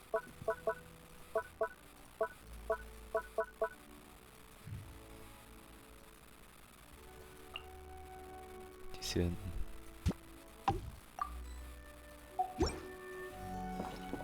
Ich finde sogar Lynette geht voll. Halt mal. Das ist der Five-Star, den kennst du doch. Der mit dem Hut? Ja. This realm is truly beginning... Ja, ist okay. Ja, Digga, du sagst, die sind voll hässlich. So, okay. Ja, das war ein bisschen übertrieben. Was meinst du übertrieben? Ja, mein Statement. Ach so. So, hey, also das ist halt schon so wieder, wenn du sagst ultra hässlich oder übelst hässlich, gut. Also ich würde sagen, kein Charakter von Genshin Impact ist ultra hässlich oder übelst hässlich. Davon sollte es keinen geben. Haben sich halt beide so angezogen, als wären sie die größten Clowns. Weil die wahrscheinlich auch beide die größten Clowns sind. Das sind Magier. Ja. Was denkst du? So, wenn du sagen würdest, ja, ich hasse Hisoka, weil er aussieht wie ein Clown. Er macht doch den Clown-Move, wobei also der das ist nicht Unterschied der Typ aus Hunter X, Hunter... Bitte sag nicht X. Na Junge, Leute scheißen mich dafür an, wenn ich das nicht mache oder wenn ich es mache. Naja, es heißt Hunter, das X ist, das sagt man nicht. Ja, aber ich habe das mal ohne X gesagt und dann kommt so ein anderer Dude und sagt, bitte sag das X mit, das ist doch nicht umsonst da. Nee, es ist so wie Spy Family, du sagst auch nicht Spy X Family, du sagst Spy Family. Der Typ hat keinen Plan. Dann solltest du ihm sagen, shut the fuck up, Bro. Aber das stimmt nicht. So, okay, actually, es ist egal, du kannst auch Hunter X Hunter sagen. Aber wenn sich jemand beschwert, dass du Hunter sagst, weil du das X nicht sagst, ja, Probleme, weil man sagt es nicht eigentlich. Man sagt es nur, wenn man nicht weiß, wie es eigentlich heißt. Oder wenn man einfach keinen Bock drauf hat.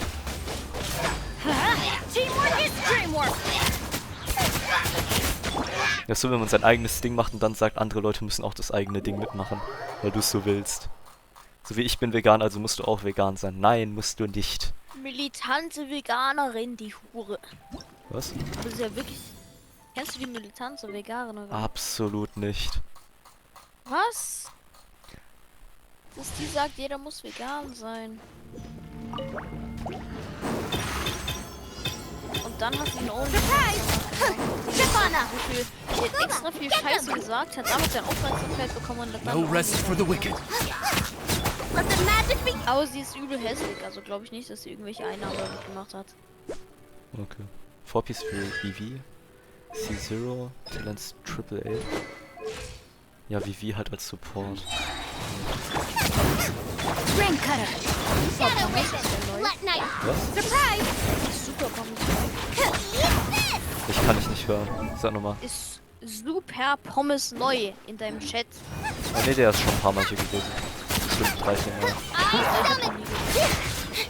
Ja, was auch nicht in jedem meiner Streams.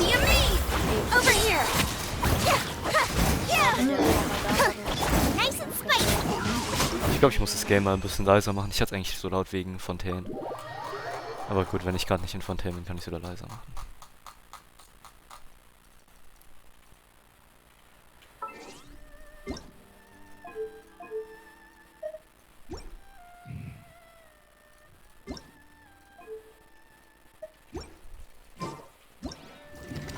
So, jetzt. Ich habe heute mal wieder drüber nachgedacht, wie sehr LGBTQ einfach keinen Sinn macht. Also ja. Okay, was ist dein Ergebnis? Gotcha. Also, ich habe nachgedacht. Ja, die Sache ist okay, jeder darf sich als alles identifizieren. Machen die LGBTQ-Leute das? Da kommt so ein Dude, der gegen LGBTQ ist und sagt, ja, es ergibt doch gar keinen Sinn. Ich kann mich jetzt als attraktivster Dude alive identifizieren. Meinst du Piers Morgan? Und wenn, ja, genau. Und wenn die das... zum Laden alive. Und wenn dann die Frauen nicht sagen, dass er hot ist, dann ist es quasi offensive. Weißt du? Weil er hat sich ja so identifiziert, dann müssen sie ihn auch so sehen, weißt du? Ja, true, scheiße. Und dann sagen die das geht nicht, weil das geht nicht. Weil das geht halt nicht. Schade. Warte, ich will mal kurz Du darfst dich so nicht identifizieren. Aber jeder darf sich so identifizieren, wie er will. Aber du darfst dich nicht so identifizieren, wie du willst. Oh mein Gott, Lynnes Kid sieht ja so geil aus. Heilige Scheiße. Wie gut? Was? Ist Lynne gut? Ey, Digga, das sieht geil aus, sein Kid. Ich will den unbedingt spielen. Ich weiß nicht, ob er gut ist. Sein Kid? Ich dachte, das wäre die sie. Lynne ist er. Okay. Lynette ist sie. Langschwert, aufgeladener Impress und 2 Blitze aus. Okay. Dolch, Seelenräuber. Okay, das ist auch broken. Boah, das sieht krass aus. Ach so, Moment.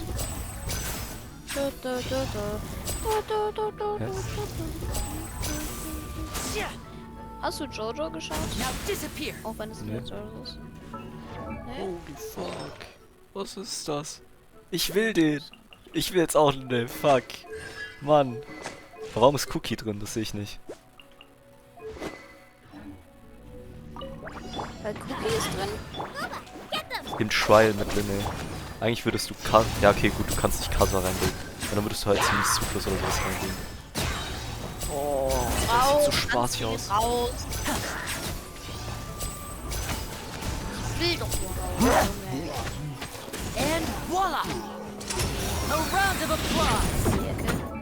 Ey, Digga, das sieht so geil aus. Ich will den doch haben. Was?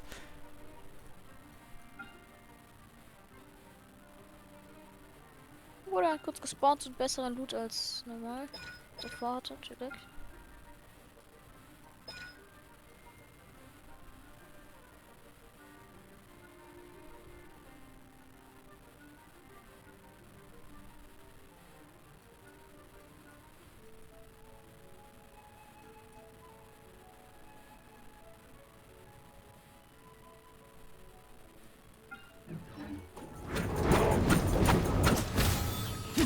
What? Habe ich gerade richtig gesehen? Waren es 43k? Ey, der macht so Spaß. Das ist ja bodenlos. Ich will den haben. Ich will den haben. Aber ich will auch schon nie haben. Ich will Fosalor haben. Warum hat er über 100% Crit Rate? What the fuck? Kriegst du so oder so. Oh mein Gott, das sieht so geil aus. Ich will ihn haben. Now disappear. Let's get this show on the road.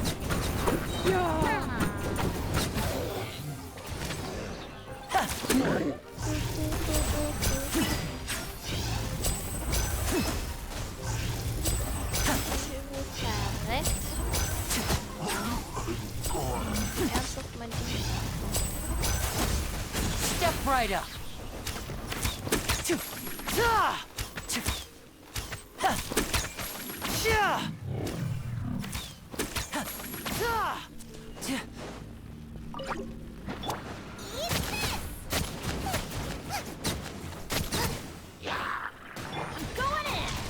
Now disappear. Here comes the finale.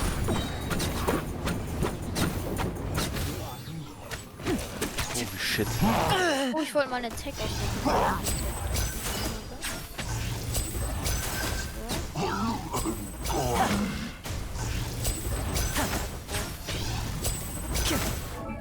Was macht seine Waffe? Also ich renne. Dann muss ich S drücken. Okay, gut. Ja.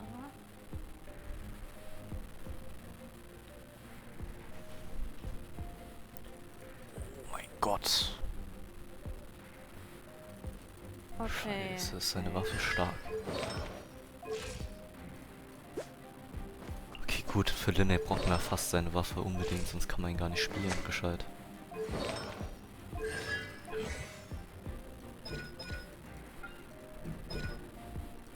Oh.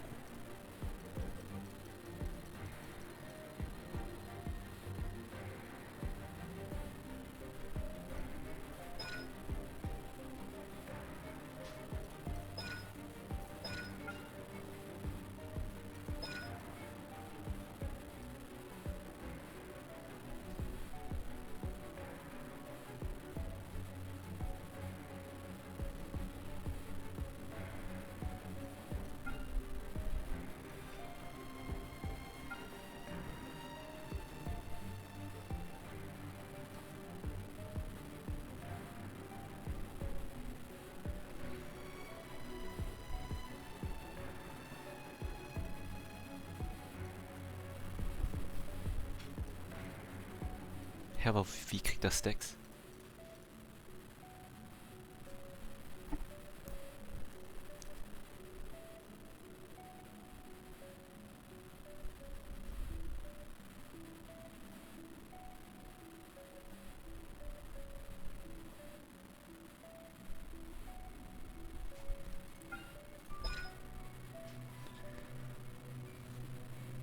Das ist bis zu 5 Stacks. Holy shit, könnte das krank sein. Ist eigentlich dieser Bogen, der gerade von ist, gut? Der ist insane. Aber nur für Mono-Teams. Wobei er könnte auch für Yelan gut sein im Double Hype. Step right up. Heilige Scheiße. Man muss ja wissen, die Builds, die in... Wie ist nochmal? Ein Bild von den Trial-Charakteren ist kein guter Bild im Regelfall. Und du siehst hier trotzdem, dass er 50k hittet. Ohne Reaction. Wobei er ist halt auch ein Mono-Pyro-Team-Charakter, das heißt... Ich hätte hier da. Slide, dann lasse ich Sliden los, drück dann ganz kurz S, drück mich festmachen und charge. A round of applause. Oh scheiße, das hat nicht gekriegt. Step right. Ey, das macht voll Spaß. Ich will Linne haben. Aber ich weiß, dass ich ihn nicht mehr holen kann. Ich kann es mir nicht leisten. Sonst kann ich mir die anderen Charakter nicht mehr holen, die ich unbedingt haben will. Oh, aber Linne macht voll Spaß. Nein. Und nein, ich werde nicht reinpayen.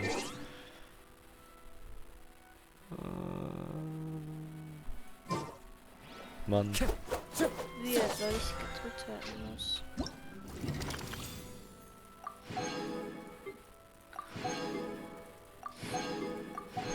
Ich würde sagen, ich mache jetzt noch ein bisschen Fontaine Exploration, während ich das Event hier mache. Ah, es funktioniert doch. Also so. Gehe ich hier hoch? So. Oh, Scheiße. Gibt's hier... Ist alles weit entfernt. Ja, okay. Ich habe keine geschafft.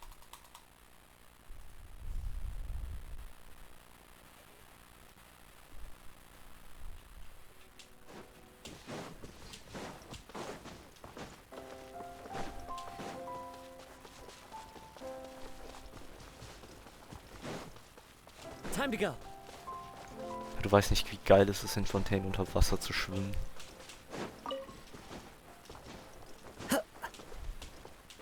Okay. Weißt du nicht, wie geil es wäre, wenn ich diese Tech hier schaffen würde, die Movement Tech? Wäre insane. Kann man hier noch oben? Nee, nicht. Oh.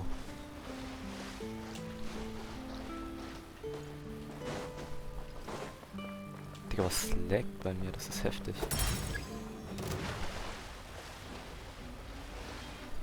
Take your true form. Hold the line.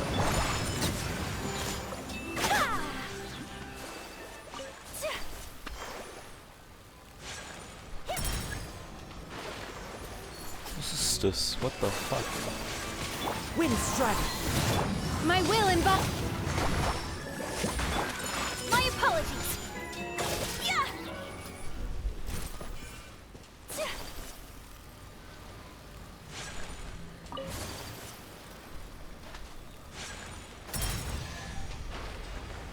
Oh, man kriegt dafür eine Precious Chest. Collecting rare and exquisite treasures. Yes, this seems suitably sophisticated. Ah, man sieht sogar, dass der Hydroculus dann sogar unter Wasser ist. Oh, Digga, warte, wie tief geht's denn hier runter? Jo, das ist ja riesig.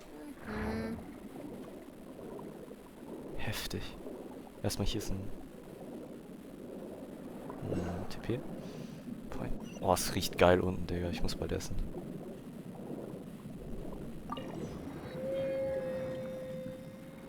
Das Ding sinkt.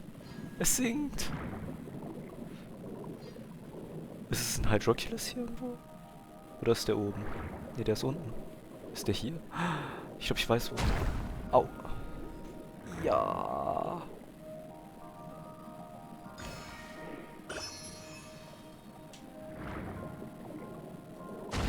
Oh fuck, mein Eierkast ist tot. Kann ich irgendwo hier hin?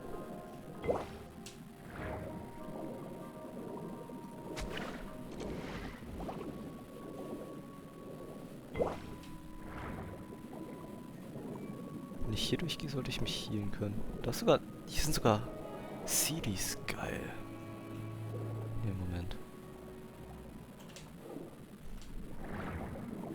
Scheiße.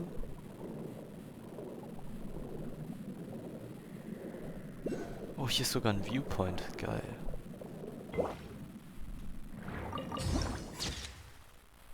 Holy. Kann man da rein? Safe kann man da rein.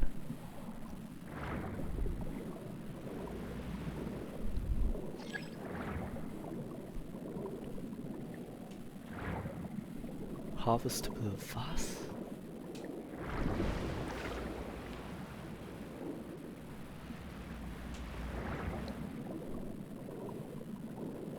Okay. Hey, was soll ich hier holen?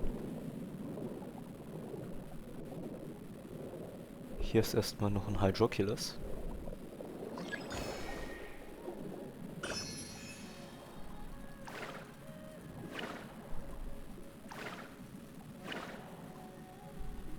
Ach so, man sieht es auf dem Minimap. Ah. Wahrscheinlich dieses Zeug hier.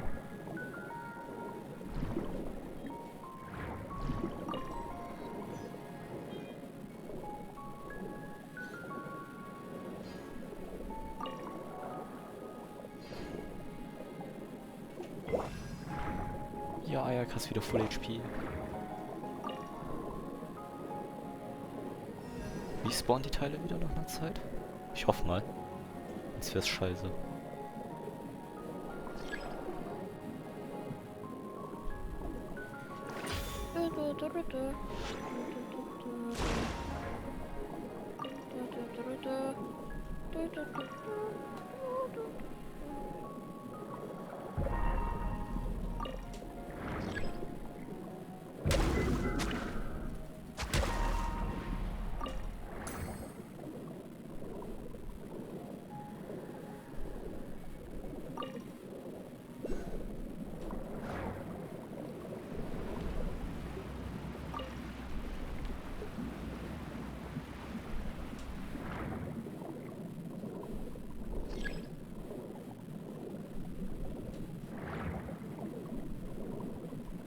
Was sind Barrel Conches?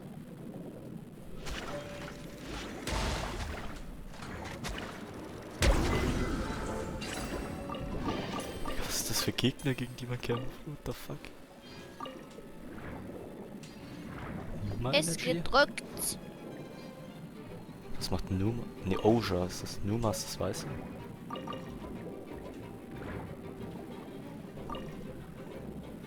Oja Energy. Und wo ist der Numa Counterpart? Eines meiner kleinen Pfeile von Yelan macht 34k bufft. What the fuck? Klingt nicht menschlich.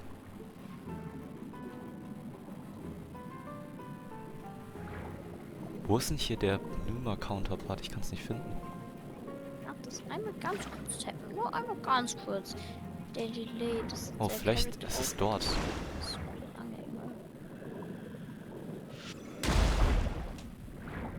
Nicht, dass ich sehe. Das ist so ein Hydro-Teil. Hydro Crystal Flight? Das Ding schwimmt im Wasser? Was? Alter, das ist geil, Mann. Ah, hier ist der Numa Counterpart. Au. Moment.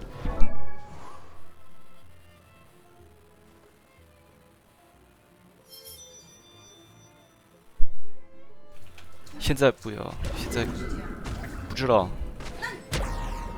马上，不知道。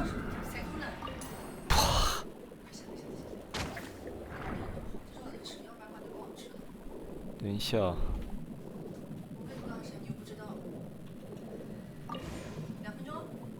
10到15分钟。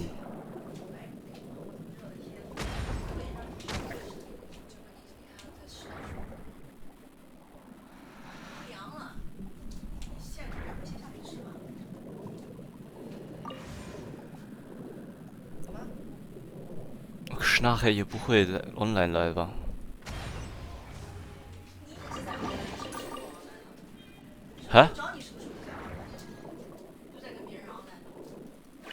我说了，如果我现在 offline 我就不会玩了。Ja. Deshalb will ich ja noch länger gerade.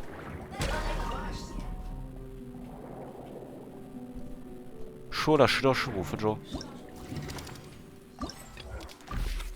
Nein, nicht. Ah.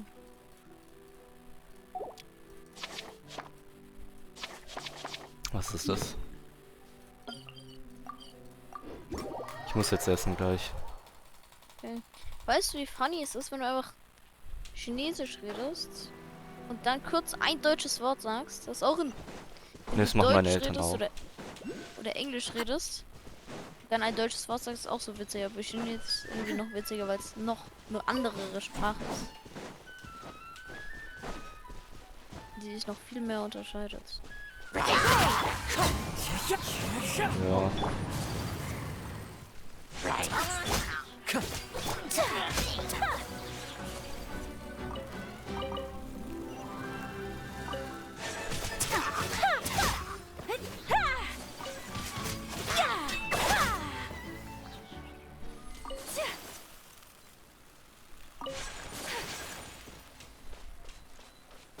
Warte, das ist unter Wasser, oder?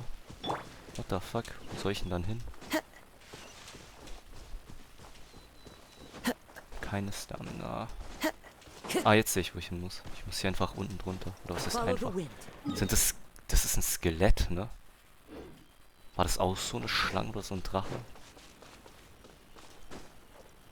Hey, ich sehe Gegner, die ich killen kann.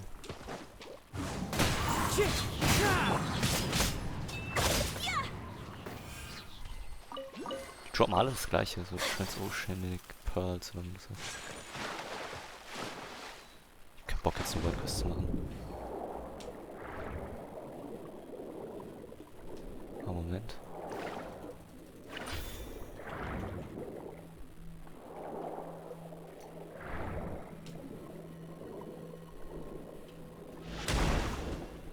Oh. Ein Hydroculus.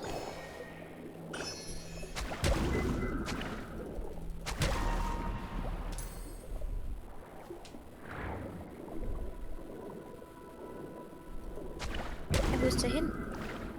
Bloß einfach disappeared, hä?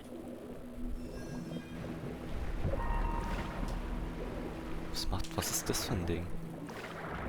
What the hell?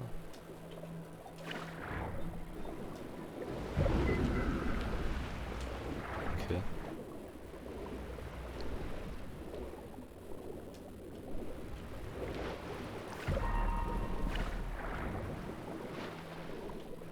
Hä?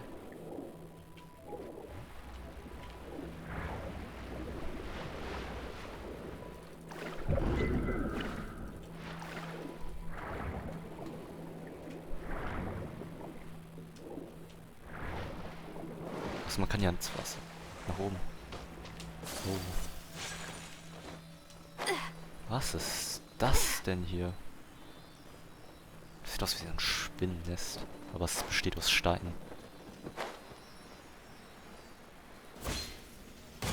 Hab gerade nichts gemacht mit meiner Jelan, ist nicht schlecht. Ach so, stimmt, mit diesem kleinen Pfeil. Warte. Ja, Digga, C6 Jelan ist halt einfach der stärkste C6-Charakter im ganzen Game, soweit ich weiß. Also, ja, was soll man da sagen?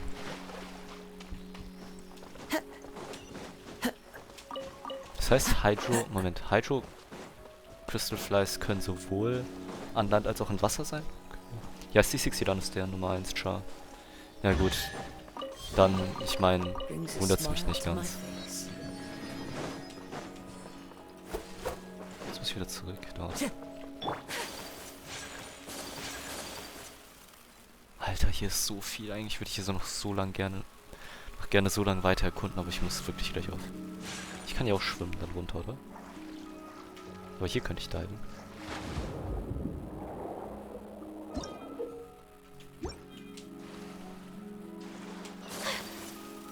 Ich muss diese Viecher da eben können. Bro, was ist das denn? Oh. Enigmatic Page. Warum sollte das hier sein? Sind die Teile nicht von...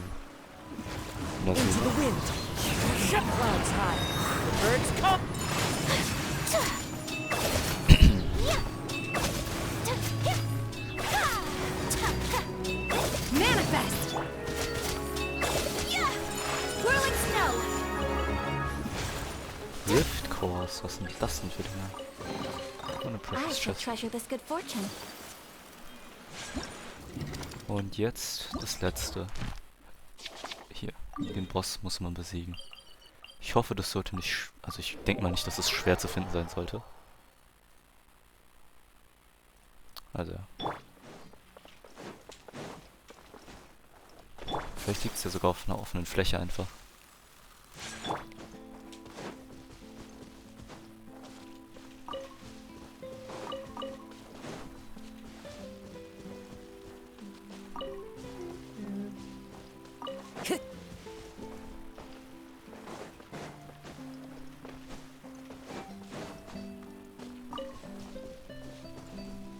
Ach, die sind einfach dort. So einfach funktioniert es einfach. Einfach nur auf eine freie Fläche gehen und die Leute angreifen und... Okay. Das klingt irgendwie ein bisschen komisch oder sieht komisch aus, aber ja. Ich hoffe, hier kommt keine World Quest dann. Sollte nicht. Sieht aus wie Wasser. C6 Jahren wirklich besser als jeder andere C6-Charakter. Ja. Dann wäre aber Yelan wirklich der beste Charakter im Game, oder? Warte, man muss... Was? Dann ist ja Yelan der beste Charakter im Game, wenn du alle C6 hast. Ja, C6 ist sie der Beste. Also wenn du jeden Charakter auf deinem Account C6 hast, ist Yelan der Beste. Dann wäre Yelan der Beste. Ja. In fast... Ja. Also auch dann wäre das beste Team für dich, ein Team mit Yelan. Du kannst mit Yelan alleine den Abyss clearen. Ja, okay, gut, dann brauchst du... Sie ist einer der einzigen Charakter, mit denen es geht. Geht doch mit jedem Charakter.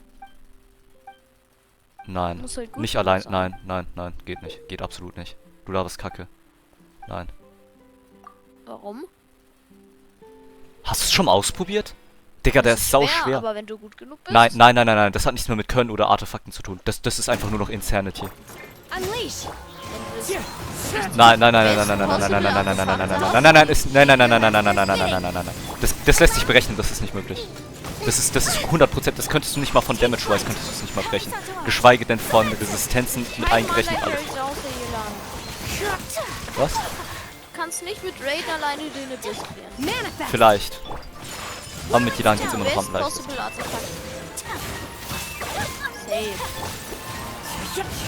Ryan C6 ist nicht mal so gut. Ryan C6 ist ziemlich mid, um genau zu sein. Also nicht ziemlich mid, aber es ist halt wirklich nicht so gut. Ja, aber C2 hast du dann. Ja, C2, aber es geht ja um C6 gerade und das ist nochmal ein anderes Level. Für alle, ja, aber... Man kann mein Arco so viel... Damage, was soll das denn? Das sind so viel Schaden. Das gefällt mir nicht. Egal. Chingli, mach mal leise, was? Es gibt schon ein paar Charakter, die Solo machen kann. Kommt aber auf den Abyss drauf an. Noch ein paar Charakter. Ja, ich habe ja nicht gesagt, Yelan ist der Einzige. Ich habe gesagt, sie ist einer der Einzigen, mit denen es geht. Aber zum Beispiel eine C6 Kokomi kannst du nicht dazu bringen, den Abyss zu schaffen. Also, da kannst du noch so viel Skill haben, noch so viele Artefakte haben, wie du willst. Das ist in keiner Welt possible. Das kannst du nicht mit Barbara machen, das kannst du nicht mit Bennett machen, das kannst du nicht mit Shinhil machen, das kannst du nicht mit Kasua machen, das kannst du nicht mit Sino machen. Das kannst du vielleicht mit Hutao. Aber Hutao hat ja auch eine kranke C6 für so Bossruns. Das kannst du wahrscheinlich nicht mit Zyklus machen. Mit Hintyu und Hyalin kannst du es dir auch abschmieren. Mit Sayu ist es auch nicht möglich. Mit Rosaria ist es auch nicht möglich. Mit Yuna auch nicht möglich. Mit Ningguang auch nicht. Mit Jean auch nicht. Mit dem Traveler auch nicht. Mit Forusan auch nicht. Mit Heizo auch nicht. Mit Beidou auch nicht. Mit Cookie auch nicht. Mit Kitching auch nicht. Mit Diluc auch nicht. Mit Barbara habe ich schon gesagt. Mit Tainari auch nicht. Mit Thoma auch nicht. Mit Lisa auch nicht. Mit Noelle auch nicht. Mit Kea auch nicht. Alles. Egal wie. Wie viel Skill du hast oder wie gut deine Artefakte sind. Niemals könntest du die alleine im Abyss soloen. Es gibt einen Grund, weshalb ich mit einer basically Top 1%, inzwischen ist es scheinbar nur noch eine Top 2%, aber egal, Top 2% Hyalin in einem Bennett Double Hydro Team mit Yelan und Hintyu alle im irgendwie noch akzeptablen Bereich, beziehungsweise im eigentlich noch ziemlich guten Artefakte-Bereich, dennoch es nicht irgendwie ultra schnell schaffe, sondern nur, was weiß ich. Du weißt halt, dass es halt reicht, aber dass es halt nicht so sau viel Zeit übrig ist. Ich bin vielleicht auch nicht der beste Spieler, das stimmt auch. Mein Ayaka-Team ist halt trotzdem ein besten Slot Ayaka-Team. Es ist ein Free-to-Play C0-Team, aber auch hier habe ich ihre R1-Weapon. Ich habe sie auf Triple Crown. Ich habe meine Hyalin gecrowned. Also du siehst, meine Sachen sind nicht mal besonders schlecht.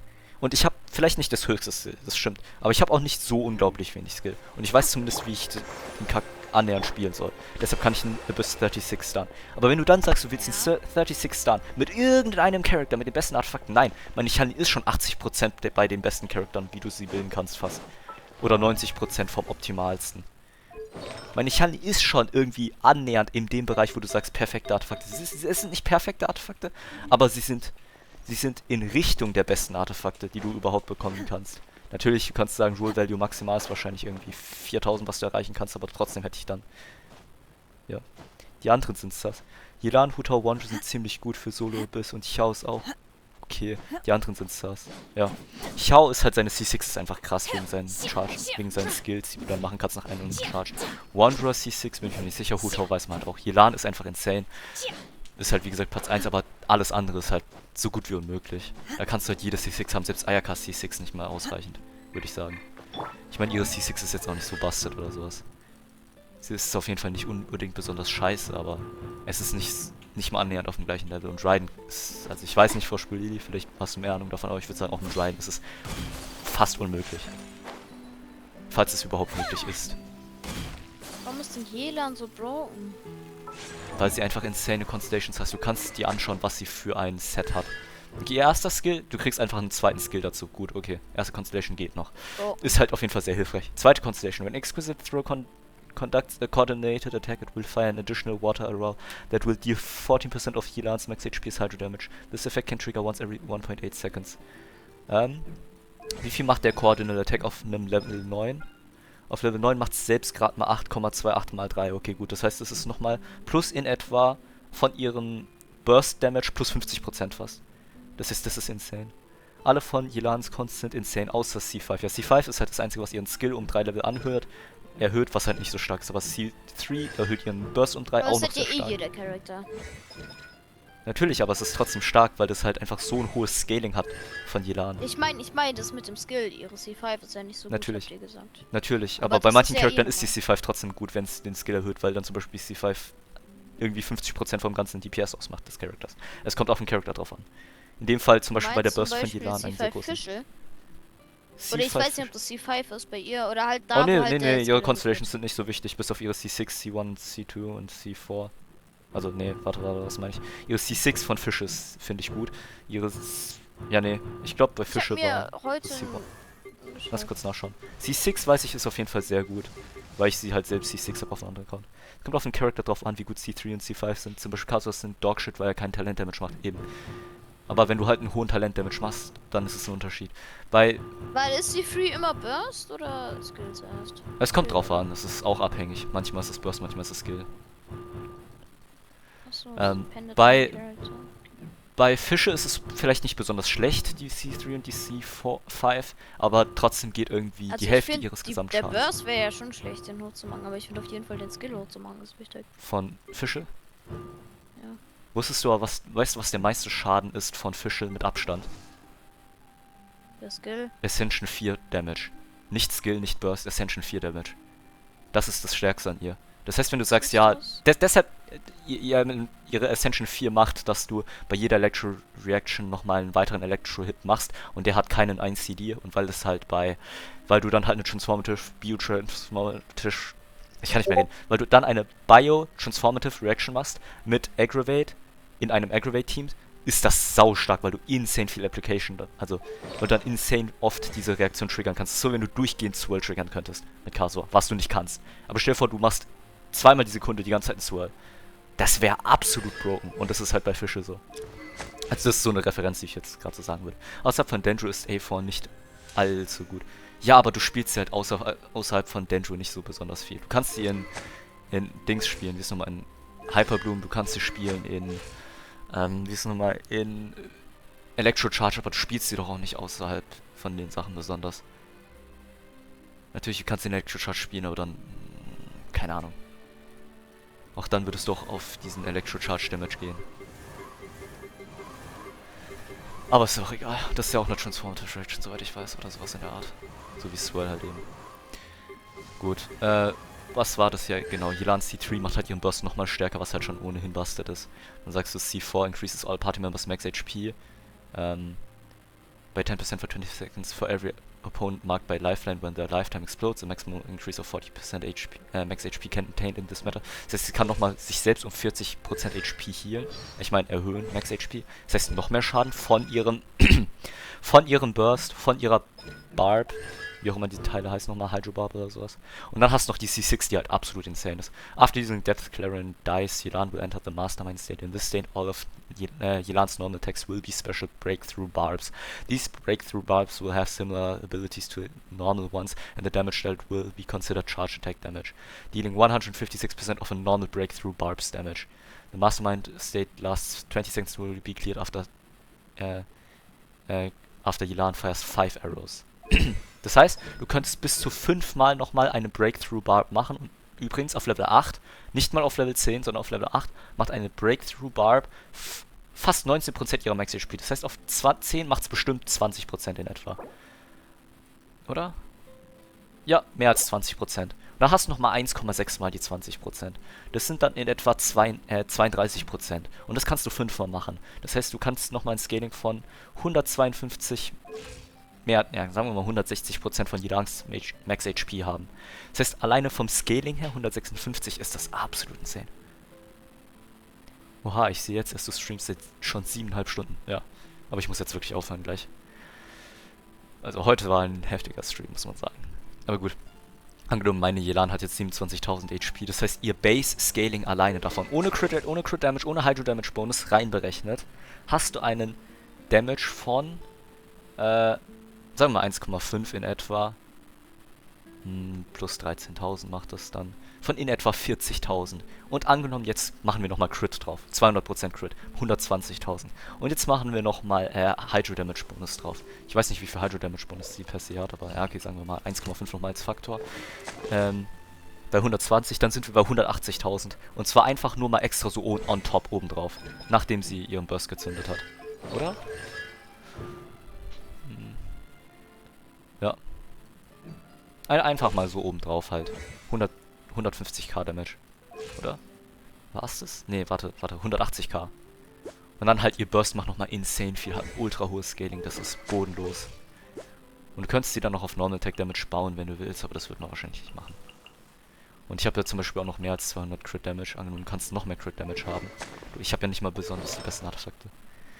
Yilans most unrated Con ist C4. Das Ding ist jetzt schon so broken und mit Fontaine HP-Charaktern. Ja, okay. Das stimmt, aber ich werde halt niemals auf eine C4 gehen von Yelan.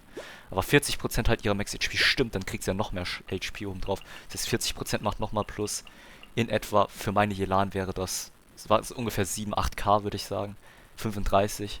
Du kriegst halt Free-to-Play niemals so eine C6 Yelan aus. Du savest wirklich alle deine Gems nur für einen Charakter. Oder du hast insane viel Luck, so wie du. Ja. Dann könntest du die Constellations bekommen. Aber guck mal, stell dir vor, einfach nur der Damage, den du on top bekommst. Ich hab's ja vergessen mit einzurechnen. Ich könnte für C6 raiden gehen, aber es ist halt nicht gut. Ja, ist nicht worth it. Ich müsste halt Ewigkeiten dafür saven. Und C6 ist auch nicht so gut auf Raiden, also wirklich nicht so gut. Deswegen mache ich das definitiv nicht. Du könntest dann sagen, ich war bei 180k, das heißt, wir müssen es eigentlich nochmal erhöhen, den Schaden. Das heißt, der Schaden, den du einfach extra free on top bekommst durch die C6, durch ein paar Normal Attacks, die du dann machst, ist, würde ich so sagen, ungefähr 250k. Einfach so eine Viertelmillion. Einfach mal so oben drauf. Pro Burst, pro Rotation, die du alleine ausführst. Raiden C2, C3 ist so overrated. Es ist overrated, aber es ist nicht schwach. Das kannst du nicht sagen. Vorspielen. Ich weiß, dass es overrated ist. Das musst du mir nicht jedes Mal in die Fresse schieben. Literally jedes einzelne Mal. Generell, Raiden ist Number One most overrated Character. Okay. Du schiebst mir das jedes Mal in die Fresse, obwohl ich das schon lange weiß. Ich weiß, dass es overrated ist. Aber das heißt nicht gleich, dass es schlecht ist. Es heißt trotzdem, dass es gut ist. Ihr Schaden ist trotzdem noch sehr gut. Er ist einfach nur nicht dieses absolute insane Ding, mit dem du auf einmal 7 Millionen hitten kannst, ohne irgendeinen Support zu haben. Natürlich, das weiß aber, glaube ich, jeder Schwanz. Was geht's gerade? Er sagt mir, Raiden C2 ist overrated, es ist so overrated, es ist heftig, es ist der Number One most overrated Character. Ja, ich weiß, dass er overrated ist, aber inzwischen weiß es auch fast jeder, dass er overrated ist und dementsprechend ist sie dann nicht mehr besonders overrated. Du weißt, dass Raiden C2 stark ist, aber nicht so stark ist, oder? Ich definiere so stark. Es ist ein effektiver Increase von etwa vielleicht 30% des insgesamt Damages. Ja, es ist sehr gut. Also Faktor 1,3. Das ist nicht ein... Das ist schlecht, das ist sehr gut. Natürlich ist es sehr gut, aber manche Leute denken, du machst dann halt auf einmal nur wegen der C2 insane viel Schaden oder nur weil du C2 nicht hast, machst du zu wenig Schaden. Das ist bei eigentlich gefühlt keiner Constellation so. Bei wenigen, sehr wenigen. Yelan C6. Ja, eben, deswegen sehr wenigen. Ich sag nicht, dass die Cons von Raiden schlecht ist. Ja, ich weiß, aber ich habe das ja auch nie gesagt. Aber du tust so, wie wenn ich das... nee, warte. Aber du tust so, wie wenn ich irgendwie gesagt hätte, Raidens Cons sind voll krass und das sind die besten, die es gibt. Das habe ich nämlich auch nie gesagt, aber sie hat eine der besten C2s, die es gibt. Und das ist auch ein Fakt. Es gibt fast keinen Charakter, der ein besseres C2 hat wie Raiden. Deshalb. Es ist nicht overrated, es ist... Also ich overrate es absolut nicht. Ich weiß aber, dass es gut ist. Ich sag es eh nicht wirklich zu dir. Ja gut, ist okay. Egal. Ja, halt, wie man sagen kann, Yelan ist halt einfach insane. Das war jetzt nur so eine schnelle Kopf-Calculation. Stimmt vielleicht nicht ganz, was ich gesagt habe. Du müsstest natürlich noch Defense und sowas abziehen und Hydro Resistance. Aber angenommen mal das, was ich sage, stimmt so ungefähr, sagen wir mal 200.000 macht sie dann. Eine 1/5 macht sie einfach. Nahida hat die beste Situ. Ja, das kann gut sein. Das ist... Was ist Nahida Situ? Ich glaube, du machst nochmal extra Buffs oder sowas. Lass mal kurz nachschauen. Oh, Digga, Lenny und Lynette. Das sieht ein bisschen komisch aus, dass es jetzt hier ist. Lass mal kurz nachschauen. Hier ist Situ. Opponents that are marked by seeds of sun. Okay, ich lese mir schnell durch. Ja, Digga, du machst einfach die Defense weg von den Gegnern. Ja, und du kriegst noch mal mehr Crit Rate und Crit Damage. Oder? Nee, warte. Die Reaktionen, Burning Bloom, Hyper Bloom, Burgeon Reaction Damage, they receive, can score Crit Hits. Die Transformative OP Reactions können critten und kriegen einen Crit Rate von 20% und 100% Crit Damage. Das heißt, was normalerweise, sagen wir mal, ein Hyper Bloom von 35k wäre jetzt auf einmal ein Hyper Bloom von 70k. Das ist ja insane. Das ist ja einfach ein Increase von 20% auf die schon bereits OP-Reactions. Und dann wird nochmal die Defense weggefickt von denen. Das heißt, es macht dann mehr als 1,2 mal den Schaden. Das heißt, nochmal deutlich mehr. Und das ist vom ganzen Team. Nicht nur von Nahida heißt es, sondern vom ganzen Team, basically. Also der Hauptschaden wird mal 1,2 gemacht. Das ist heftig. When the Shrine of Fire is unleashed and the elemental types of the party members are being tabulated, the count will add 1. Oh mein Gott, ja, das ist auch heftig. Kriegen wir auch noch einen weiteren Buff. Ja, Nahida sieht höchstens insane. In Hyperbloom hast du beide Buffs, weil du Quicken Uptime bekommst. Ja, Digga, das ist heftig. Das ist bodenlos. Gut, jetzt würde ich noch sagen, sammle ich hier manche Sachen schnell ein von diesem Handbuch. Was? Ich habe doch noch nicht alles. Okay, nee, dann sammle ich das heute nicht mehr ein. Das wird mir zu lang dauern. Kommst du danach wieder oder bleibst du? Nee, ich gehe dann auf. Meine Mutter hat mich schon erinnert, das war jetzt schon wieder zu lang her. Ah, Mann, das ist schade. Aber jetzt muss ich aufhören. Warte, scheiße, ich hab vergessen, ich muss noch meine Domain-Runs machen. Nevermind, ich kann nicht aufhören. Das geht einfach nicht jetzt, oder wie? Scheiße. Okay, 7 Stunden 40. Ja. Hallo Profi-Hunter, was geht? Willkommen im Stream. Das ist vielleicht erstmal das erste, was ich sagen sollte. Zeig Map. Ah, Digga, chill. Du wirst es doch selbst zocken. Du wirst doch selbst 100% den Kack. Hier.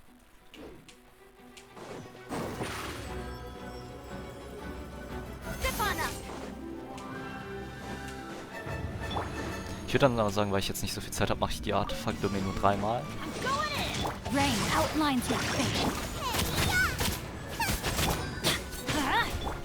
Und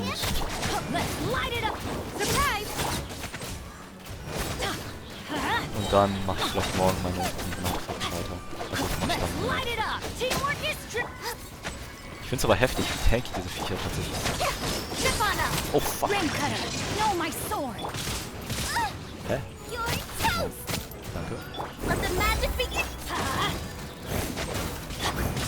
Oh. Ja, ins Lynette ist halt nicht so der stärkste Charakter, glaube ich. Von dem, was getankt wird.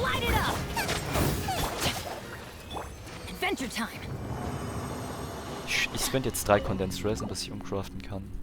Und dann muss ich wirklich runter. Sehr schade. Alter. Ah, geil. Das ist kein gutes Zeichen, Mann. Die Artefakte sind ja voll kacke. Beides On-Sets, aber voll kacke. Beziehungsweise beide Sets sind, glaube ich, gut. Ich hab schon wieder beziehungsweise. Oh, irgendein Huren schießt auf mich.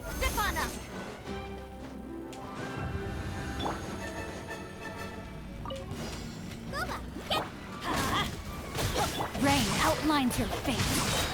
Witness the power. Teamwork is tricky. Over here. Let's light it up.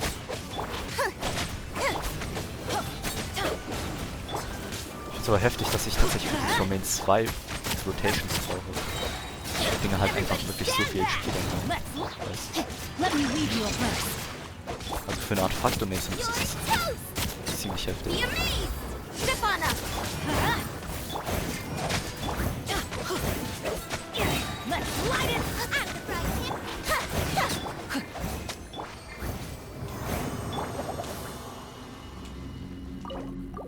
Scheiße, jetzt habe ich normales Resin benutzt. Das ist kacke. Oh Mann, was ein Pain.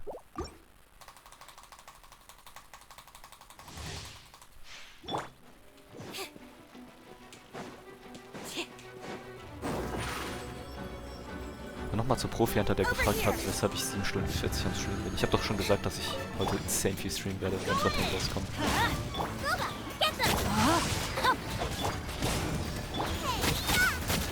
Witness the power. Step on up.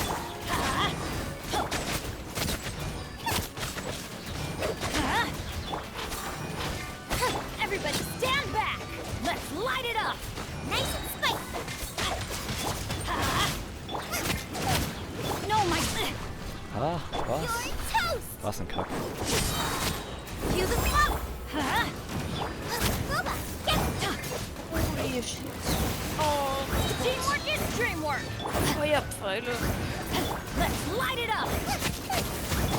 Ah, die Sonne. Rain cutter. Over here.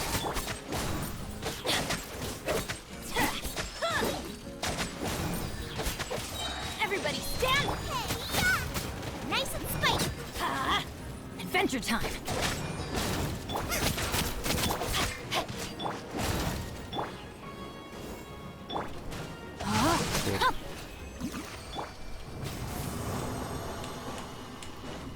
Jetzt benutze ich nochmal zweimal Condensed.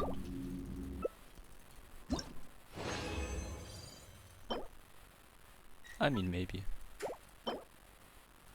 Maybe.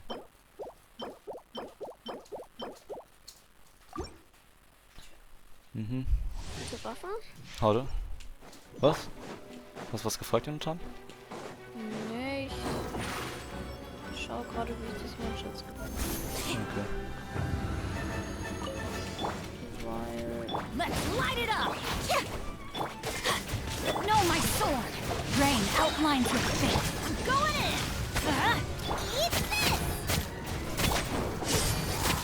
Be amazed! Yeah! Let's light it up! Everybody stand up! No, my sword! Rain up! You're toast!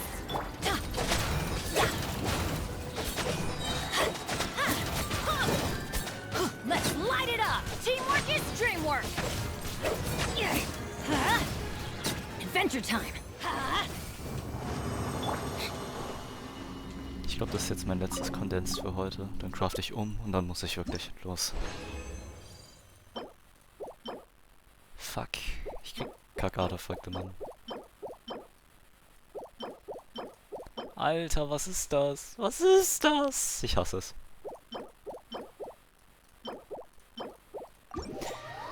Ah ja, morgen werde ich dann halt die Domain ein bisschen häufiger machen. Aber jetzt wird fett dieses Artefakt-Set gefarmt. Das ist wirklich bodenlos. Und ja, ich gehe einfach jetzt nach Fontaine jedes Mal für das hier. Okay. Add as. Ah, warte. Wo ist denn der Crafting Table? Hier.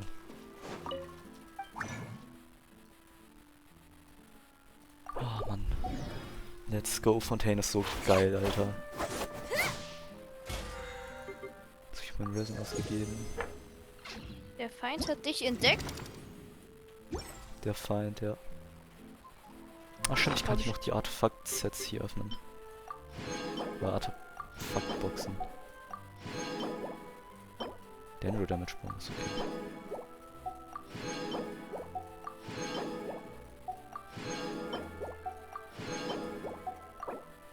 Ja. Schlecht. Schlecht. Oder who knows. Mann.